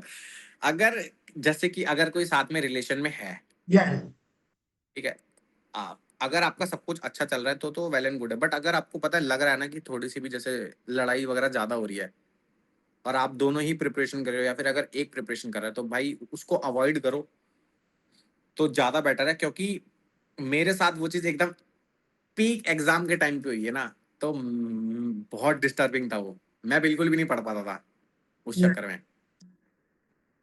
तो ये चीजें ना ही करो तो इस टाइम पर तो भाई ज्यादा बेटर है। और अगर कर रहे हो तो फिर आपके अंदर इतनी मैच्योरिटी होनी चाहिए और समझदारी होनी चाहिए, और मतलब सपोर्टिंग होने चाहिए यार। अदरवाइज तो अंडरस्टैंडिंग मैं बहुत तो कहूंगा, जरूरी है, हाँ मैं अंडरस्टैंडिंग बहुत। अदरवाइज तो मैं कहूंगा कि अगर ऐसा कुछ नहीं है आपका, जब आप प्रिपरेशन कर रहे हो तो प्रिपरेशन के बीच में ये सब चीजें मत करो। या जॉब लग जाए उसके बाद करो भाई, डिपार्टमेंट में एक से एक सब पढ़े लिखे बंदे ही आ रहे हैं, ठीक है, सब ऑल ओवर इंडिया compete करके आ रहे हैं, तो उनका भी कुछ रहा होगा पीछे से, कुछ बैकग्राउंड अच्छा होगा उनका, तभी वो लोग वहां पहुंचे हैं, तो आप वहां जाके अच्छे लोगों से मिलो ना यार। उसके बाद तो पूरी फ्रीडम आपके पास, जब आप ऑलरेडी सिलेक्ट हो रखे हो, आपका फ्यूचर सिक्योर है, तो तब करो आप रिलेशनशिप वगैरह सब कुछ आराम से। ये एक वीडियो नहीं है अलग सर की, अलग सर को तो जानते ही होंगे आप भैया, कि हर कोई ऐसा सोचता है प्रिपरेशन फेज में कि मेरे साथ एक लड़की हो या फिर सेम अपोजिट जेंडर, तो रिलेट कर पाएंगे, हम दोनों साथ में प्रिपरेशन कर पाएंगे। करने को करते हैं, मैंने भी करी है। और ऐसा नहीं है कि मैं रह गया या फिर वो रह गई, दोनों लगे हुए हैं। तो करने वाले कर लेते हैं, मैंने भी करा है, उसने भी कर रखा है, तो ऐसा कुछ नहीं है। बट मैं सजेस्ट ये करूंगा कि ना करो तो ज्यादा बेटर है भाई। या हाँ, बाकी ऐसा, अब जैसे मैं और जो भी थी दोनों ने साथ में प्रिपरेशन करी थी, तो दोनों सिलेक्टेड है सेम बैच से ही, ठीक है। दूसरी चीज, मेरा एक फ्रेंड था, वो पहले वो और उसकी पार्टनर करते थे दोनों साथ में प्रिपेयर, ठीक है। बट देन उसकी पार्टनर ने छोड़ दी थी प्रिपरेशन, और वो किसी प्राइवेट जॉब में जॉब कर रही थी, बट लड़के ने प्रिपरेशन स्टार्ट रखी थी। बट वो लोग, उन्होंने समझदारी दिखाई, तो आज लड़का भी गवर्नमेंट जॉब पे है और लड़की प्राइवेट कर रही है, तो लड़की तो प्राइवेट आई, और आज भी उनका रिलेशन अच्छा चल रहा है। और जो नहीं कर रहे हैं वो भी लगे पड़े हैं। तो ऐसा कुछ नहीं है, ठीक है, बस पर्सन टू पर्सन डिपेंड करता है, देखो। बाकी अगर मेरे से पर्सनली एडवाइस लोगे तो मैं तो जरूर यही कहूंगा कि प्रिपरेशन फेज में मत करो ये चीज, अगर आपकी अभी तक नहीं है तो। अगर हाँ आपके पास ऑलरेडी है, तो आप थोड़ा सा उसमें मैच्योरिटी दिखा करके और थोड़ी अंडरस्टैंडिंग बढ़ा करके करो, कोई दिक्कत नहीं है। बस ये है कि यार, अगर आपको लव लाइफ को टाइम देना है तो उसका टाइम अलग रखना, उसमें स्टडी मत इंक्लूड करना। और जब स्टडी करे तो उस टाइम पे उसको मत लेकर के आना इधर, तो सब मैसअप हो जाएगा। मैंने अभी तक जितने भी यूपीएससी वाले स्पेशली उनसे जितना से बात किया, बहुत यूपीएससी वालों से मैंने भी बात कर लिया, तो उनका मेन ये है पॉइंट इस रिलेशनशिप वाले फैक्टर में, क्योंकि ये फैक्टर ना बच्चे जानना भी चाहते हैं जो सिलेक्ट हुए हैं। हाँ हाँ, तो उनका ये एडवाइस था ना कि जब हमारा एग्जाम होता है, प्रिपरेशन तो ठीक है, लेकिन जब आपका मेन डे होता है ना, उससे पहले कोई ना कोई सीन हो जाता है जिससे आपकी वो पूरी प्रिपरेशन की धज्जियां उड़ जाती है। ये मोस्टली उन्होंने बताया कि ये दोस्तों के साथ बहुत हुआ है। ये मैंने आपको अभी क्या बताया था कि मेरा एकदम जो ये लड़ाई वड़ाई होती थी एकदम पीक टाइम पे होती थी, कि जब मेरा एग्जाम है उसी टाइम पे। कल मेरा एग्जाम है, आज रात को मैं लड़ रहा हूँ बैठ के। तो यही चीज के चक्कर में बोलता मैंने कि अगर आप प्रिपरेशन फेज में हो तो ये चीज मत करो तो ज्यादा बेटर है। क्योंकि मेरे साथ भाई यही रहा था, मेरा एग्जाम से 2-3 महीने पहले तक सब एकदम अच्छा था, जैसे ही वो मेनली टाइम आया ना, इतने कलेश होते थे भाई साहब। तो वही यही कहूंगा कि मत करो तो भाई ज्यादा बेटर है। और अगर कर रहे हो तो फिर उस हिसाब की अंडरस्टैंडिंग और मैच्योरिटी होनी चाहिए, दिखाओ। दोनों तरफ से होनी चाहिए। हाँ, वन साइड तो कुछ नहीं चलता भाई। तो अब ऑफर आते हैं बहुत सारे। अरे बहुत, बहुत ऑफर आते हैं। क्या डीएम चेक दे किया जाता है? करवाऊं मैं? नहीं, क्या डीएम चेक किया जाता है जाके प्रोफाइल पे जाके? क्या नहीं आप नहीं, डीएम से प्रोफाइल पे चेक करते हैं? कभी नहीं? नेवर। क्या करूंगा यार मैं? या काफी, बट मेरे को काफी डीएम्स वगैरह आते हैं ना, बहुत। बाकियों की मतलब काफियों की तो मैं देख भी लेता हूँ जाकर के कि क्या है प्रोफाइल वगैरह, या ठीक है। बाकी अदरवाइज तो इतने आते हैं कि, अब जैसे मैं क्या करता हूँ, कई बार मैं ना सैटरडे संडे ऑफ रहता है, हाँ तो मैं मस्त कुकिंग वगैरह कर रहा होता हूँ, तो मैं गाने चला लेता हूँ। तो उसमें मैं एक आध वीडियो वगैरह डाल के गाते हुए की, और डाल देता हूँ स्टोरी पे। तो इतने मैसेज आ जाते हैं भाई कि अरे कुकिंग स्किल्स आपकी अच्छी है, क्या गाते हो आप यार, कितनी अच्छी स्माइल है आपकी, ये है और वो है, और मतलब बढ़िया एकदम, भर देते हैं भाई कमेंट। मैंने आपको बताया भी तो था कितने डीएम्स आते हैं कि मेरे से शादी कर लो, मेरे से फ्रेंडशिप कर लो, और क्या आप रिलेशन में हो, ये वो बहुत। चेंजेस बहुत दिखे कि जब आपका सिलेक्शन नहीं हुआ था और अभी है। बहुत बहुत। जो रिस्पेक्ट आपको पहले नहीं मिलती थी ना, उसके जॉब के बाद आपको भाई काफी टाइम्स मिलती है, काफी मल्टीपल टाइम्स मिलती है उसके कंपैरिजन में।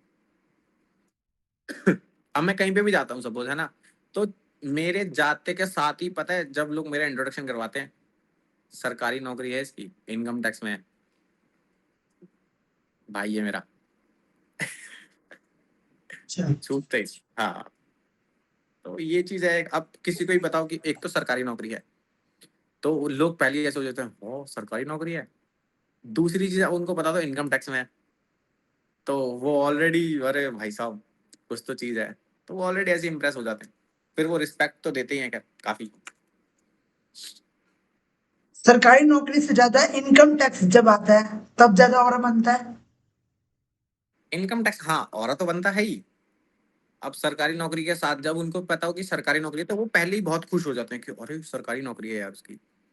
फिर जैसे ही डिपार्टमेंट भी बोल देते कि अरे इनकम टैक्स में, तो फिर अब इनकम टैक्स का क्या रहता है, मेनली सबको सबका पता रहता है इनकम टैक्स का कि अरे इनकम टैक्स का क्या सीन है। अब उनको बता दो कि इनकम टैक्स में है, तो फिर तो वो प्लस प्लस प्लस ही हो जाता है। और प्लस प्लस ये, प्लस। हाँ, तो अब तो ये बात सीन है। करते हैं कि रियल लाइफ क्या होता है। सिलेक्शन की बात करते हैं, क्या चेंजेस दिखे। तो सबसे पहले रिजल्ट आया, उसके बाद के मूवमेंट्स, सैलरी वाले मूवमेंट्स वो क्या थे, और रियल लाइफ क्या होती है एक इनकम टैक्स ऑफिसर की, और क्या उसकी मतलब क्या क्या करना पड़ता है एक इनकम टैक्स ऑफिसर को, डेली रूटीन क्या होती है। इनकम टैक्स ऑफिसर क्या रहता है, डायरेक्टली नहीं लगते इनकम टैक्स ऑफिसर में। या ठीक है, वो तो प्रमोशन से ही बनते हैं। डिपार्टमेंट का मैं आपको बताता हूँ, जब से मेरा रिजल्ट आया था 11 जुलाई को, वो मेरे को डेट याद है एकदम, मैं कभी भूल ही नहीं सकता, क्योंकि ऑब्वियस सी बात है भाई, रिजल्ट में नाम आया था उस दिन, और मेरे को पता चला ऐसे ऐसे। तो फिर मैंने घर पे, हालांकि हमारे को पता था कि सिलेक्शन होना कंफर्म है, डिपार्टमेंट का थोड़ा सा इश्यू चल रहा था कि डिपार्टमेंट क्या मिलेगा यार। तो रिजल्ट आया मेरा, एकदम से मैं शॉक। मैंने घर पे फोन करा कि, मैंने कहा सरकारी लग गया आपके बच्चे। तो कह रही अरे बहुत बढ़िया यार। तो मैंने कहा कि दोनों लग गए, सिस्टर का भी आया था सेम साथ में। हाँ, तो फिर कहती है अच्छा लग गई ये भी, तो मैंने बोला हाँ। तो मम्मी खुश हो गई। फिर पूछी क्या क्या मिला, तो मैंने बता दिया कि उसको ये मिला और मेरे को ये मिला। तो मेरे चाचा जो है ना, वो भी ऑलरेडी इनकम टैक्स में ही है। अच्छा। हाँ, तो फिर मैंने चाचा को बताया, फिर कह रहे अरे बधाई हो, सेम डिपार्टमेंट में आ गया। तो ऐसा सीन था। फिर पापा का हुआ, फिर पापा का कॉल आया, पापा को पता चल गया था, चाचा वाचा ने बता दिया था।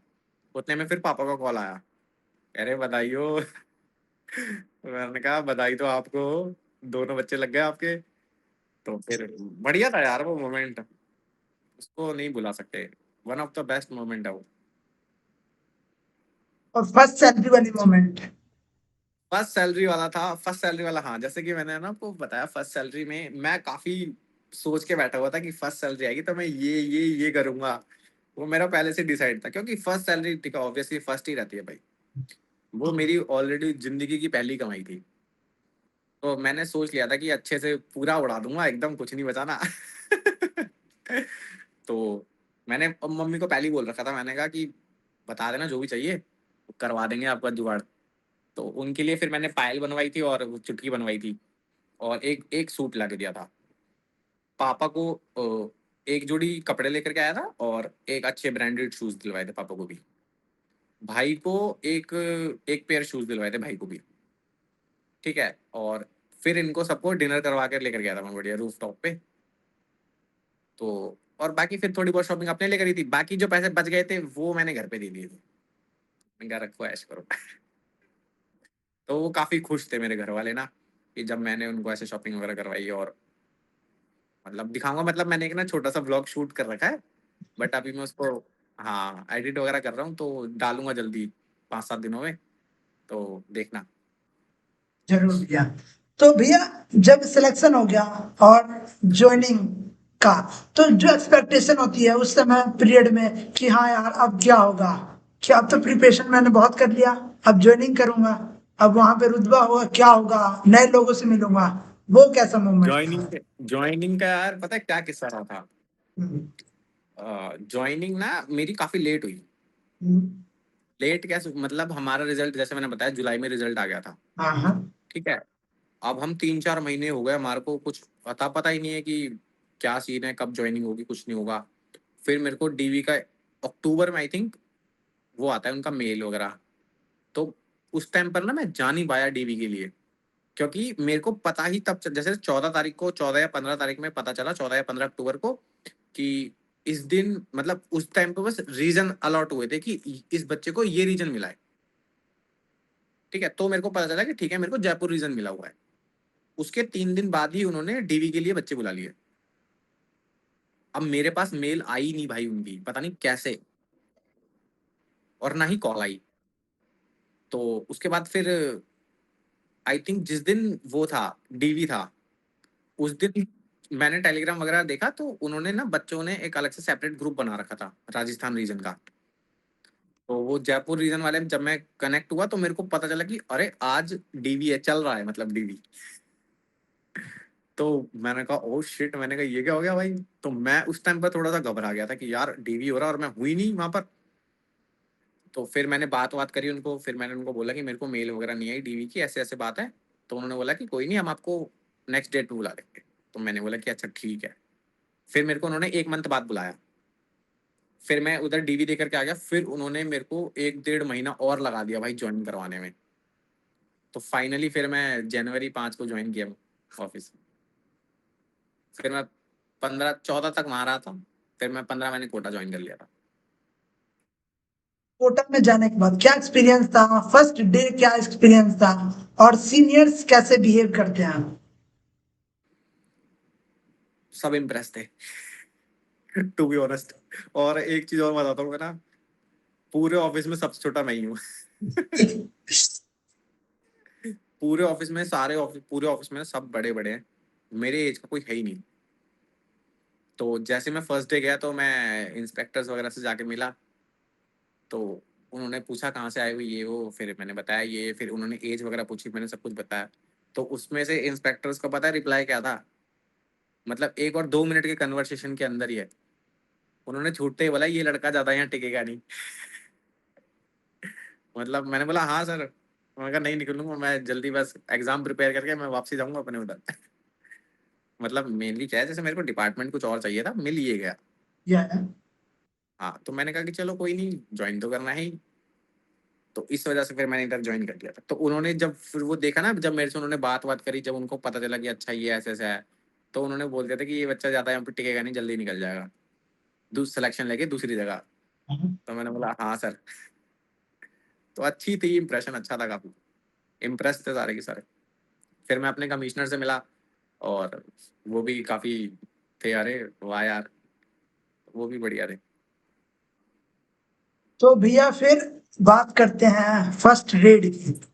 क्या जो मूवीज में सीन दिखाया जाता है, स्पेशल 26 हो गया, या फिर बहुत सारी मूवीज जैसे कि ठुकरा के मेरा प्यार, तो उसमें भी रेड पड़ता है। और ये तो ठुकरा के मेरा प्यार तो ऐसी मूवी है कि सबने देखी होगी। जैसे जो मूवी का नाम है शादी में जरूर आना, राजकुमार राव की, तो हाँ वो हाँ। मूवी मोस्टली एस्पिरेंट ने तो देखी ही होगी, और रिलेट भी कर पाते हैं उस मूवी से, मोटिवेट भी हो पाते हैं। तो क्या वैसी रेड रियल में भी होती है, या फिर वो केवल मूवी में दिखाई जाती है? रेड होती है सेम जैसे मूवी में दिखाते हैं ना, डिट्टो वैसी ही होती है। अब उसके बारे में खैर मैं ज्यादा तो डिटेल्स में नहीं बता पाऊंगा, बट मैं एक ओवरव्यू देता हूँ रेड का कैसे होता है। जैसे मूवीज में दिखाते हैं ना कि हाँ एक के पीछे एक गाड़ियां चल रही हैं, हाँ और उसको फिर वो एस्कॉर्ट करते हुए एक के पीछे एक, जैसे सपोज जैसे हमने जिसमें रेड मारी थी, हमने काफी जगह रेड मारी थी, लाइक उसके 22-23 पॉइंट्स थे। ठीक है, तो हमारी आई थिंक 250 लोगों की टीम थी, हर टीम पे 10-12 बंदे थे। तो अब हर एक पॉइंट पे आई थिंक 2-3 गाड़ियां 4 गाड़ियां गई हुई थी। तो वो एक के पीछे एक गाड़ी एस्कॉर्ट करती हुई चलती हैं। और रेड का क्या रहता है, हमारे को भी नहीं पता रहता कि रेड किस पे है। हमारे को भी उससे, जिस पे रेड होती है ना, उससे थोड़ी देर पहले ही पता चलती है कि हाँ हमको यहाँ रेड मारनी है, मतलब 2-4-5 मिनट पहले ही हमारा क्या कंट्रोल रूम से कांटेक्ट होता है, तो वो लोग बोल देते हैं कि आप लोग इस पॉइंट पे पहुंच जाओ। तो जब सब लोग लोकेशन से 2-3 किलोमीटर 4 किलोमीटर पहले रुक जाते हैं, पहुंच जाते हैं सारे के सारे, देन वो लोग सबको कोऑर्डिनेट्स भेज देते हैं और 1-2 मिनट के अंदर जाके धप्पा कर देते हम, बस। तो कैसा तो एक्सपीरियंस फिर था फिर वहां पे? एकदम बढ़िया। रेड पे क्या रहता है, जैसे ही आप लोग जाते हो, आप लोग क्या करते हो, सबसे पहले सभी के फोन्स वगैरह ले लेते हो, हाँ ठीक है। देन उसके बाद फिर वो इंक्वायरी स्टार्ट होती है, जो भी आपको चेक वगैरह से, अगर घर पे है तो वो शादी में जरूर आना जैसे दिखाते हैं, या फिर सबने रेड मूवी देखी होगी, हाँ हाँ। है ना, तो वो देखते हैं कि सब कुछ जो भी इलीगल है या फिर जिसके बिल्स वगैरह नहीं है, तो वो चीज़ सब ढूंढते हैं, फिर उसको सीज करते हैं। सेम वैसे ही रहता है एकदम, कि दीवार तोड़ के पैसे ढूंढना, या फिर एक स्टोरी बताता हूँ ऐसी ना। तो मेरे साथ जो इंस्पेक्टर थे उन्होंने मेरे को बताई थी ये बात, वो किसी रेड पे गए हुए थे, तो किसी के घर पे रेड मार रखी थी उन्होंने। तो उन्होंने बताया था कि जमीन से, जमीन में भी ना लोग लॉकर्स बनवा के रखते हैं, तो उन्होंने फिर वहां से वो टाइल वाइल खोदी, देन उसमें लॉकर में से उन्होंने 10 किलो सोना निकाला जमीन के अंदर से। तो ये सीन थे। तो ये होते हैं भाई रेड्स के ना, काफी अच्छी रहती है यार रेड। 2-3 दिन 4 दिन अगर रेड चल रही होती है तो आपको वहीं पे रहना पड़ता है। अगर ज्यादा लोग हैं तो फिर वो होटल्स वगैरह बुक करवा देती है सरकार, मतलब रहता सब कुछ गवर्नमेंट का ही है। तो आप उसमें जाके स्टे कर लो रात को, देन मॉर्निंग में दोबारा आ जाओ अपने पॉइंट पे। क्या ये इस रहता है। इस मोमेंट्स में धमकियां भी आती हैं पुलिस को, छोड़ दो? इतना नहीं आता, नहीं आती यार वैसे। अगर वैसे तो नहीं आती है, ये वो मूवीज वगैरह में दिखाता है, जैसे वो रेड में वो सीन दिखाया था ना, क्योंकि वो एक तरह से मतलब पॉलिटिशियन टाइप था, हाँ हाँ। उस वजह से। बट इस टाइम पे नहीं आती, अगर आती भी होगी एक आध दो तो आ जाती होंगी, बाकी मेरे को तो पता नहीं है अभी, ऐसा मैंने सुना नहीं आज तक। बाकी आ जाती होंगी तो आ जाती होंगी, पॉलिटिशियंस वगैरह पे आती है, बाकी तो ऐसे नहीं आती यार। क्या इनकम टैक्स में करप्शन के चांसेस बहुत ज्यादा होते हैं या ट्रांसपेरेंसी होती है? ट्रांसपेरेंसी मतलब अभी तो क्या है, जैसे पहले के टाइम पे हम लोग सुनते थे कि बहुत वो रहता है, क्या बोलते हैं, करप्शन एंड ऑल, क्योंकि उस टाइम पे सब वो पब्लिक डीलिंग होती थी। बट अभी के टाइम पे क्या, सब फेसलेस कर दिया। डिजिटल मार्केट हो गया। हाँ, तो उसके अंदर क्या है, अब ना हमारे को पता होता कि वो बंदा कौन है, ना हमारी ऐसे फेस टू फेस डीलिंग होती है उससे। तो अब ये चीजें नहीं होती, पहले होती थी, बट अभी काफी सुधार है। डिजिटल इंडिया होने से करप्शन कम हुए? देखो, जिसको करना होता है वो कर ही लेता है, ठीक है। बट हाँ ये है कि अब पहले के मुकाबले अब काफी बेटर है। ऑलमोस्ट ना के कह सकते हैं, ना के चांसेस ही हैं अब ये सब होना ना, क्योंकि अब पब्लिक डीलिंग है ही नहीं। वो सब कुछ ऑनलाइन केसेस वगैरह बनते हैं, सब कुछ वो होता है, तो फिर वो कोर्ट वगैरह देख लेता है। तो अब ना के चांसेस ही नहीं सब। अब जैसे गवर्नमेंट ने गैमलिंग जैसे साइट्स बंद कर दिए हैं, ड्रीम इलेवन, एमपीएल, ये सब साइट्स बंद कर दिया है। यहाँ से बहुत ब्लैक मनी व्हाइट मनी हो रही थी। ये सरकार का बहुत अच्छा इनिशिएटिव था भाई, कि ये जो इन्होंने ड्रीम इलेवन वगैरह बंद करा, नो डाउट वहां से पैसा और बहुत रेवेन्यू कलेक्ट होता था।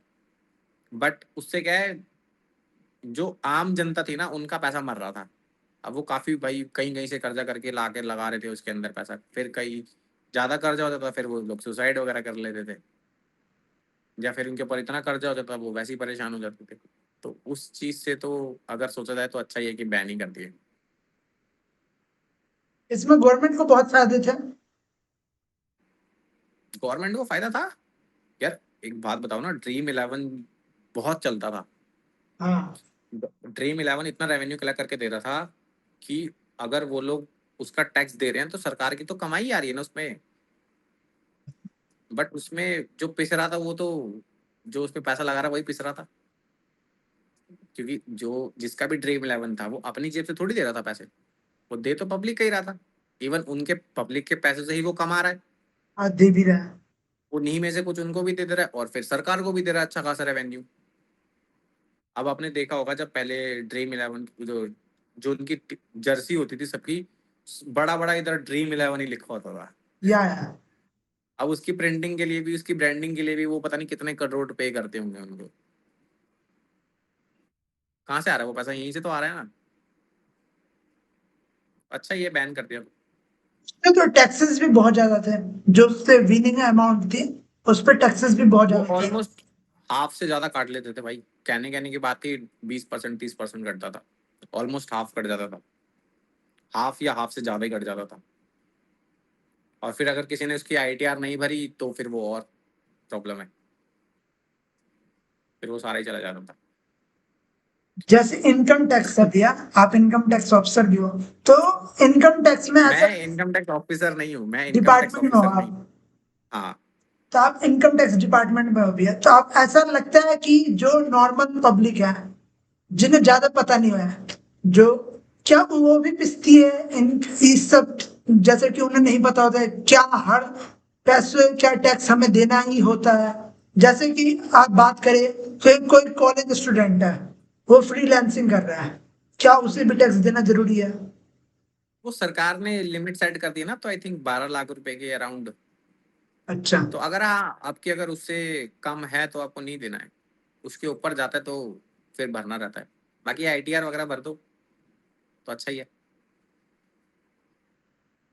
अगर 12 लाख से ऊपर आपका सालाना जा रहा है तो आपको पे करना रहता है। अदरवाइज नहीं करोगे तो फिर हम लोग सामान भेज देते हैं। तो मतलब क्या प्रोसीजर होता है, एज अ कहीं रेड मारना हो उससे पहले के प्रोसीजर्स क्या होते हैं?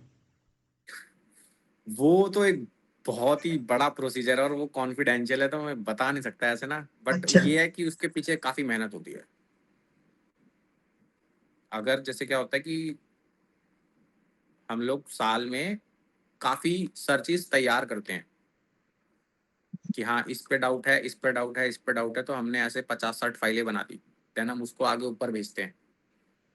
फिर वो ऊपर से ऑर्डर्स आते हैं कि हाँ किस पे रेड करनी है कि नहीं करनी है। तो वो अलग ही चीजें हैं। वो काफी कॉन्फिडेंशियल रहती हैं भाई। ऐसा भी होता है कि हमने रेड किया और वहां पे कुछ ना निकले, होता है। तो क्या उसे गवर्नमेंट फिर कुछ देना पे करना पड़ता है गवर्नमेंट को? नहीं नहीं नहीं, गवर्नमेंट क्यों देगी? उसको दिक्कत अगर ही है, रेड पर है उसके पास। नहीं नहीं, ऐसा थोड़ी कुछ होता है। अगर रेड पड़ी है तो कुछ तो सस्पिशियंस मिला होगा ना हमारे को, कुछ तो सस्पिशियस होगा उसके पास ऐसा जो हमने रेड मारी है। हम लोग भी ऐसी थोड़ी पहुंच जाते किसी के पास भी। बट उसकी जब हम देख मार्केट के वैल्यू भी तो खराब हो रही है। नहीं, वो तो आपकी बात पता है। जैसे हम लोग कहीं पे सर्च करते हैं तो जो भी हमारे को इलीगल मिला वो तो हम सीज कर ही लेते हैं। हाँ। बाकी क्या करते हैं हम लोग उनके सिस्टम वगैरह से देखते हैं, क्योंकि हमारे पास भी डेटा रहता है। फिर हम उनके सिस्टम से डेटा निकाल के अपने डेटा से मैच करते हैं कि मैच हो रहा है कि नहीं हो रहा, या उन्होंने फिगर्स चेंज कर दिए हैं। देन फिर वो आगे लंबा प्रोसीजर है, फिर वो कोर्ट वगैरह में चलते हैं। फिर वो अलग ही निकल जाता है सीन। हमारा काम बस इतना रहता है कि रेड मार के देन हमने वहां से जो भी सीज करा है वो उठा के हमारे को सबमिट करवा देना है। देन फिर वो आगे उनका और कोर्ट का मैटर चलता रहता है, इनकम टैक्स और कोर्ट का। वैसे पहली फीलिंग क्या थी जब फर्स्ट रेड पे आप जा रहे थे? अरे बहुत एक्साइटेड था भाई मैं, बहुत ज्यादा। बहुत ज्यादा एक्साइटेड। मैं जैसे ही मेरे को पता चला था कि अच्छा मेरे को रेड पे जाना है तो मैं बहुत खुश हो गया था। कि मैंने कहा ठीक है चलते हैं देखते हैं कैसी होती है रेड। तो काफी अच्छा एक्सपीरियंस था मेरा, काफी अच्छा। तो मेरे को तो बहुत मजा आ रहा था, इवन जब मैं गाड़ी में बैठा हुआ था और मैं देख रहा था कि गाड़ी कैसे स्कॉट कर रही है ना एक दूसरी गाड़ी को। गजब। काफी अच्छा था वो। क्या इनकम टैक्स में लगने के बाद जैसे रेड हो गया, स्पेशल 26 हो गया, या फिर ठुकरा के मेरा प्यार वाली मूवी हो गई, आपकी शादी में जरूर आना, ऐसे मूवीज देखते थे? हाँ हाँ, सारी देखी मैंने। मूवीज का जब शौक मैं है? देखता पहले था, है अभी भी बट अब मैं देखता नहीं इतना। अच्छा अच्छा। अब मेरा थोड़ा ये है कि थोड़ा काम अच्छा करो, उस पर फोकस करो। मूवी देखने के लिए जिंदगी पड़ी है। बाकी कभी हाँ जैसे कोई मेरे को मूवी पसंद आ जाए तो मैं देख लेता हूँ। ऐसा नहीं अच्छा। है। किसी यूट्यूबर को फॉलो करते हैं? बहुत। जैसे कि कोई फेमस आप जिससे इंस्पायर कर पा रहे हो, चाहे लोगों को वो अच्छा लगे या ना लगे, आपको इंस्पायर कर रहा हो। इंस्पायर तो नहीं है ऐसे, बट हाँ जैसे कि अब प्रणीत है, हाँ, प्रणीत प्रणीत मौर्य। मोरे। हाँ। हाँ, मैं उसको काफी टाइम से फॉलो कर रहा हूँ। क्या बढ़िया स्टैंड अप करता है, अच्छा लगता है मेरे को। है या ना। और स्टैंड अप में तो मैं उसी को देखता हूँ मेनली, और किसको नहीं देखता। और एक ध्रुव राठी हो गया अपना, हाँ, क्या बढ़िया वीडियोस बनाता है, बढ़िया एकदम। नॉलेज लेवल में रहते हो उनका तो। हाँ, मतलब काफी नॉलेजेबल वीडियोस रहती हैं तो मजा भी आता है। फिर प्लस में उसकी जो एडिटिंग वगैरह रहती है ना, वो भी बहुत अच्छी रहती है। तो उसको भी देख के फिर मेरे को, अगर मेरा ये रहता है जिस दिन मेरा माइंड थोड़ा ज्यादा हैवी हो रहा होता है ना, मैं उस ध्रुव राठी की कोई वीडियो चला देता हूँ। जैसे उसमें उसने काफी पहले बहुत एजुकेशनल वीडियोस डालता था, है ना। कि अभी उसने लेटेस्ट आई थिंक मम्मी वाली डाली थी, मम्मी वाली देखी थी मैंने, फैरो वाली। अच्छा, अच्छी थी वो वीडियो। तो मैं ध्रुव राठी की वीडियो देखता हूँ, और तो मैं ऐसे किसी की देखता नहीं हूँ, दो ही तीन की देखता हूँ। क्या समय रैना की वीडियो आप देखते हैं? अरे हाँ, समय राणा की वीडियो मैं देखता हूँ। उसको भी ऑलमोस्ट काफी टाइम हो गया। इवन मैंने भी जो उसकी स्टिल अलाइव आई थी लेटेस्ट वाली, वो भी देखी। क्या अच्छी वीडियो बना रखी है उसने भाई, वो अभी के बहुत टाइम अच्छी वीडियो। वायरल जा रही है। वो जो हाँ 45 मिलियन क्रॉस है उस वीडियो पे, 5 to 6 days हुए हैं। तो हाँ हाँ आप, हाँ वो लोगों ने उस पे बहुत सारे रील्स भी बने हैं, बहुत सारे फेमस लोगों ने भी उस पे बहुत बातें की। जैसे उन्होंने मजाक में बोले, या फिर कॉमेडी के साथ साथ इमोशनल बातें, और साथ में बहुत सारे सिस्टम्स पे भी सवाल उठाए, और इनडायरेक्टली सवाल उठाए। आपको क्या लगता है कि क्या लेसन उस वीडियो से हमें लेना चाहिए, जो बच्चे देख रहे हैं, या फिर किसी को भी लेना चाहिए? वो उस वीडियो के अंदर ना, वो मजाक मजाक में ना काफी सच बातें बोली है, पता है। और काफी अच्छी बातें बोली है। सबको ये लगता है कि अरे वो गाली दे रहा है यार, गाली हर कोई देता है, या ठीक है। हाँ, ऐसा कुछ नहीं है कि वो यूट्यूब से ही बच्चे सीख रहे हैं, गाली हर कोई देता है। जो यूट्यूब नहीं भी देख रहा ना, उसको भी आती है। और जो उसकी वीडियोस देख रहा होगा ना, उसको उससे पहले से गाली आती होंगी। तो ऐसा नहीं है बिल्कुल भी कि वो बिगाड़ रहा है बच्चों को, ये है या वो है, ऐसा कुछ नहीं है भाई। देखो, फन अलग है, ठीक है। तो उसको अगर वो देखो तो कंटेंट और प्रोफेशनल चीजों में देखो ना। उसको ये क्यों देखना कि यार वो गाली दे रहा है, ये कर रहा है, वो कर रहा है। भाई गाली सब देते हैं, बट गाली का मतलब किसी को क्रिटिसाइज करना नहीं होता है। जिस तरीके से वो गाली दे रहा है ना, वो जस्ट चीजों को फन बनाना चाहता है, ताकि लोग हंसें। और हंसते भी हैं भाई लोग। डीप डाउन देखो, जब जैसे उसका वो लेटेंट वाला शो चल रहा था, उसकी इतनी रीच थी, हर कोई देख रहा था उसको, लेटेंट को।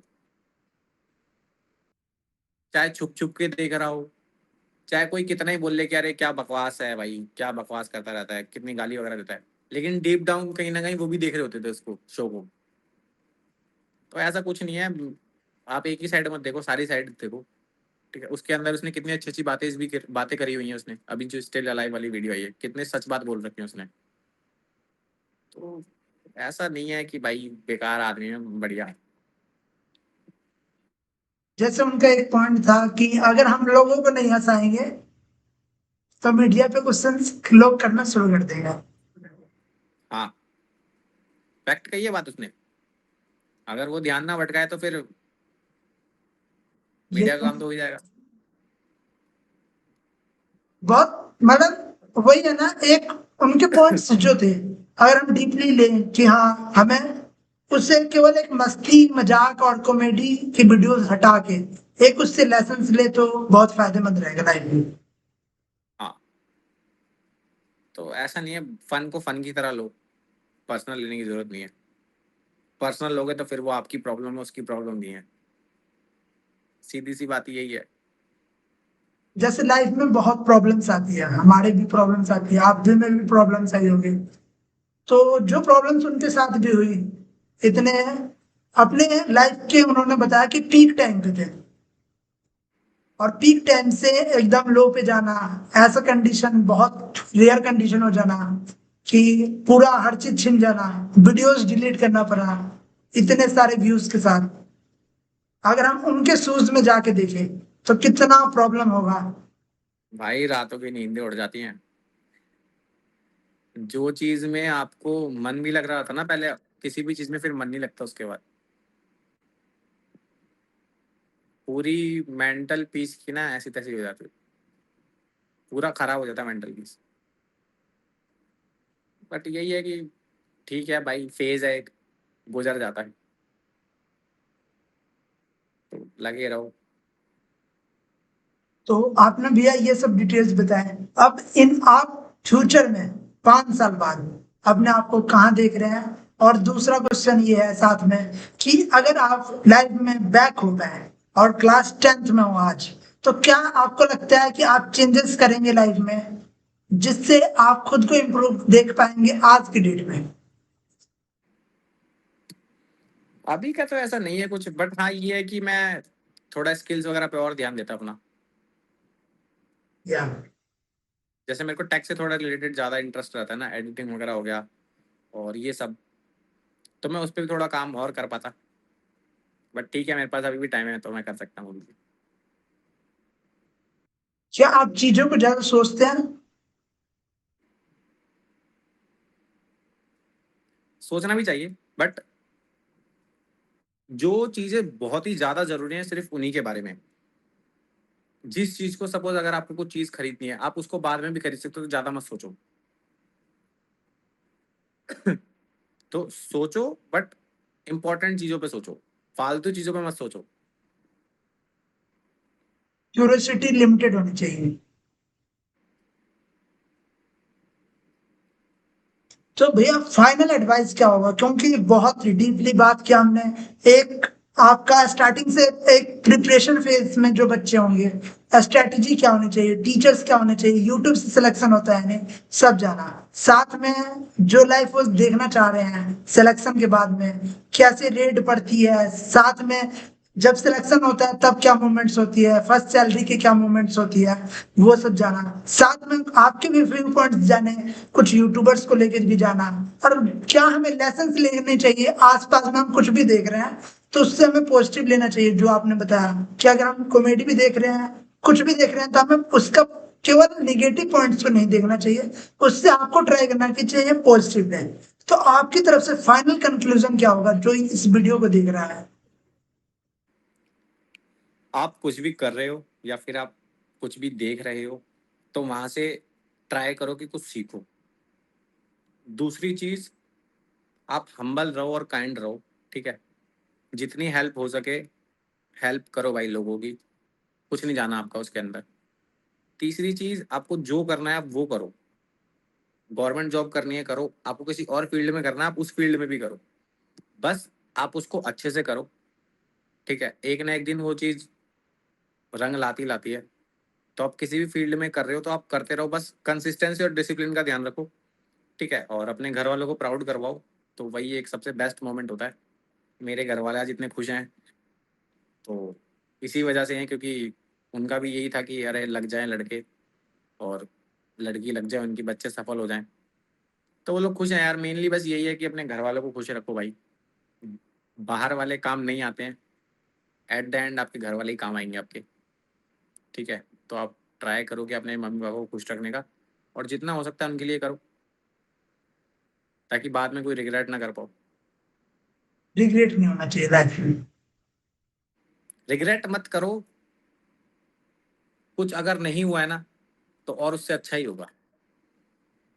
Believe in God. हाँ, आप अगर आपको मानते हैं लग रहा गॉड है में? कि, आप मानते हैं अब मानता हूँ, कुछ गॉड्स टाइम पहले तक प्लान? नहीं मानता था, गॉड्स प्लान इज बेटर। कुछ सालों से मानने लग गया, हाँ कह सकते हैं। But God's plan is better तभी है कि जब आप भी अपने पूरे एफर्ट दे रहे होगे। या अगर आप सोचो कि हाथ जोड़ के बैठे रहोगे या फिर आराम से पड़े रहोगे भगवान के भरोसे, तो वो एक लाइन भी तो है ना, पता नहीं किसकी है, कि भगवान के भरोसे मत बैठ, क्या पता भगवान भी तेरे भरोसे बैठा हो। हाँ। तो वही बात है कि आप करो, बस अपना एफर्ट दो और बेस्ट एफर्ट दो। मिलना ना मिलना बात की बात है, मेहनत करो भाई, सब मिलेगा। तो भैया सबसे पहले सचिन भाई, आपका बहुत बहुत धन्यवाद, इतने इंसाइट्स बताए, इतने लर्निंग्स बताई, स्ट्रेटजी से लेके लाइफ लर्निंग्स, आपके मोटिवेशन फैक्टर। साथ में आप क्या कर सकते हो, आप इस वीडियो के आप डिस्क्रिप्शन में जाओगे, भैया का यूट्यूब चैनल मिल जाएगा, इंस्टाग्राम आईडी मिल जाएगी, आप वहां पे भी जाके इनसाइट्स देख सकते हो। बहुत सारे मोटिवेशनल फैक्टर मिलेंगे अगर आप प्रिपरेशन फेज में हो। तो आपको बहुत हेल्प मिलेगा, उस कंटेंट से मोटिवेशन टाइप का आपको बहुत फैक्टर मिलेगा। साथ में भैया बहुत बच्चों को गाइड कर पाए हैं अभी तक, जितना भैया से पॉसिबल हुआ हो पाया, तो भैया वैसे आपको गाइड कर पाएंगे अपने कंटेंट के माध्यम से। आपने भैया ने जैसा आपको बताया वीडियो के बीच में कि यूट्यूब पे कैसे यूट्यूब से सिलेक्शन लेना है, इस पे वीडियो भैया बना रहे हैं और ये वीडियो भी आने वाली है, तो चैनल पे जाके आप विजिट कर सकते हो। और ये पॉडकास्ट आपको अच्छा लगा हो तो कम से कम जो आपके साथ प्रिपरेशन कर रहा है, जो भी आपके साथ में आपके भाई है या फिर आपके कोई भी जानने वाले सहपाठी हैं, उनके साथ शेयर करो, उन्हें भी लर्निंग्स दो कि आपको पॉडकास्ट में वैल्यूबल पॉइंट्स को लेना है और आपको वैसे ही हार्डवर्क करते रहना है। Stay motivated, stay calm. मिलते हैं नए वीडियो के साथ, नए पॉडकास्ट के साथ।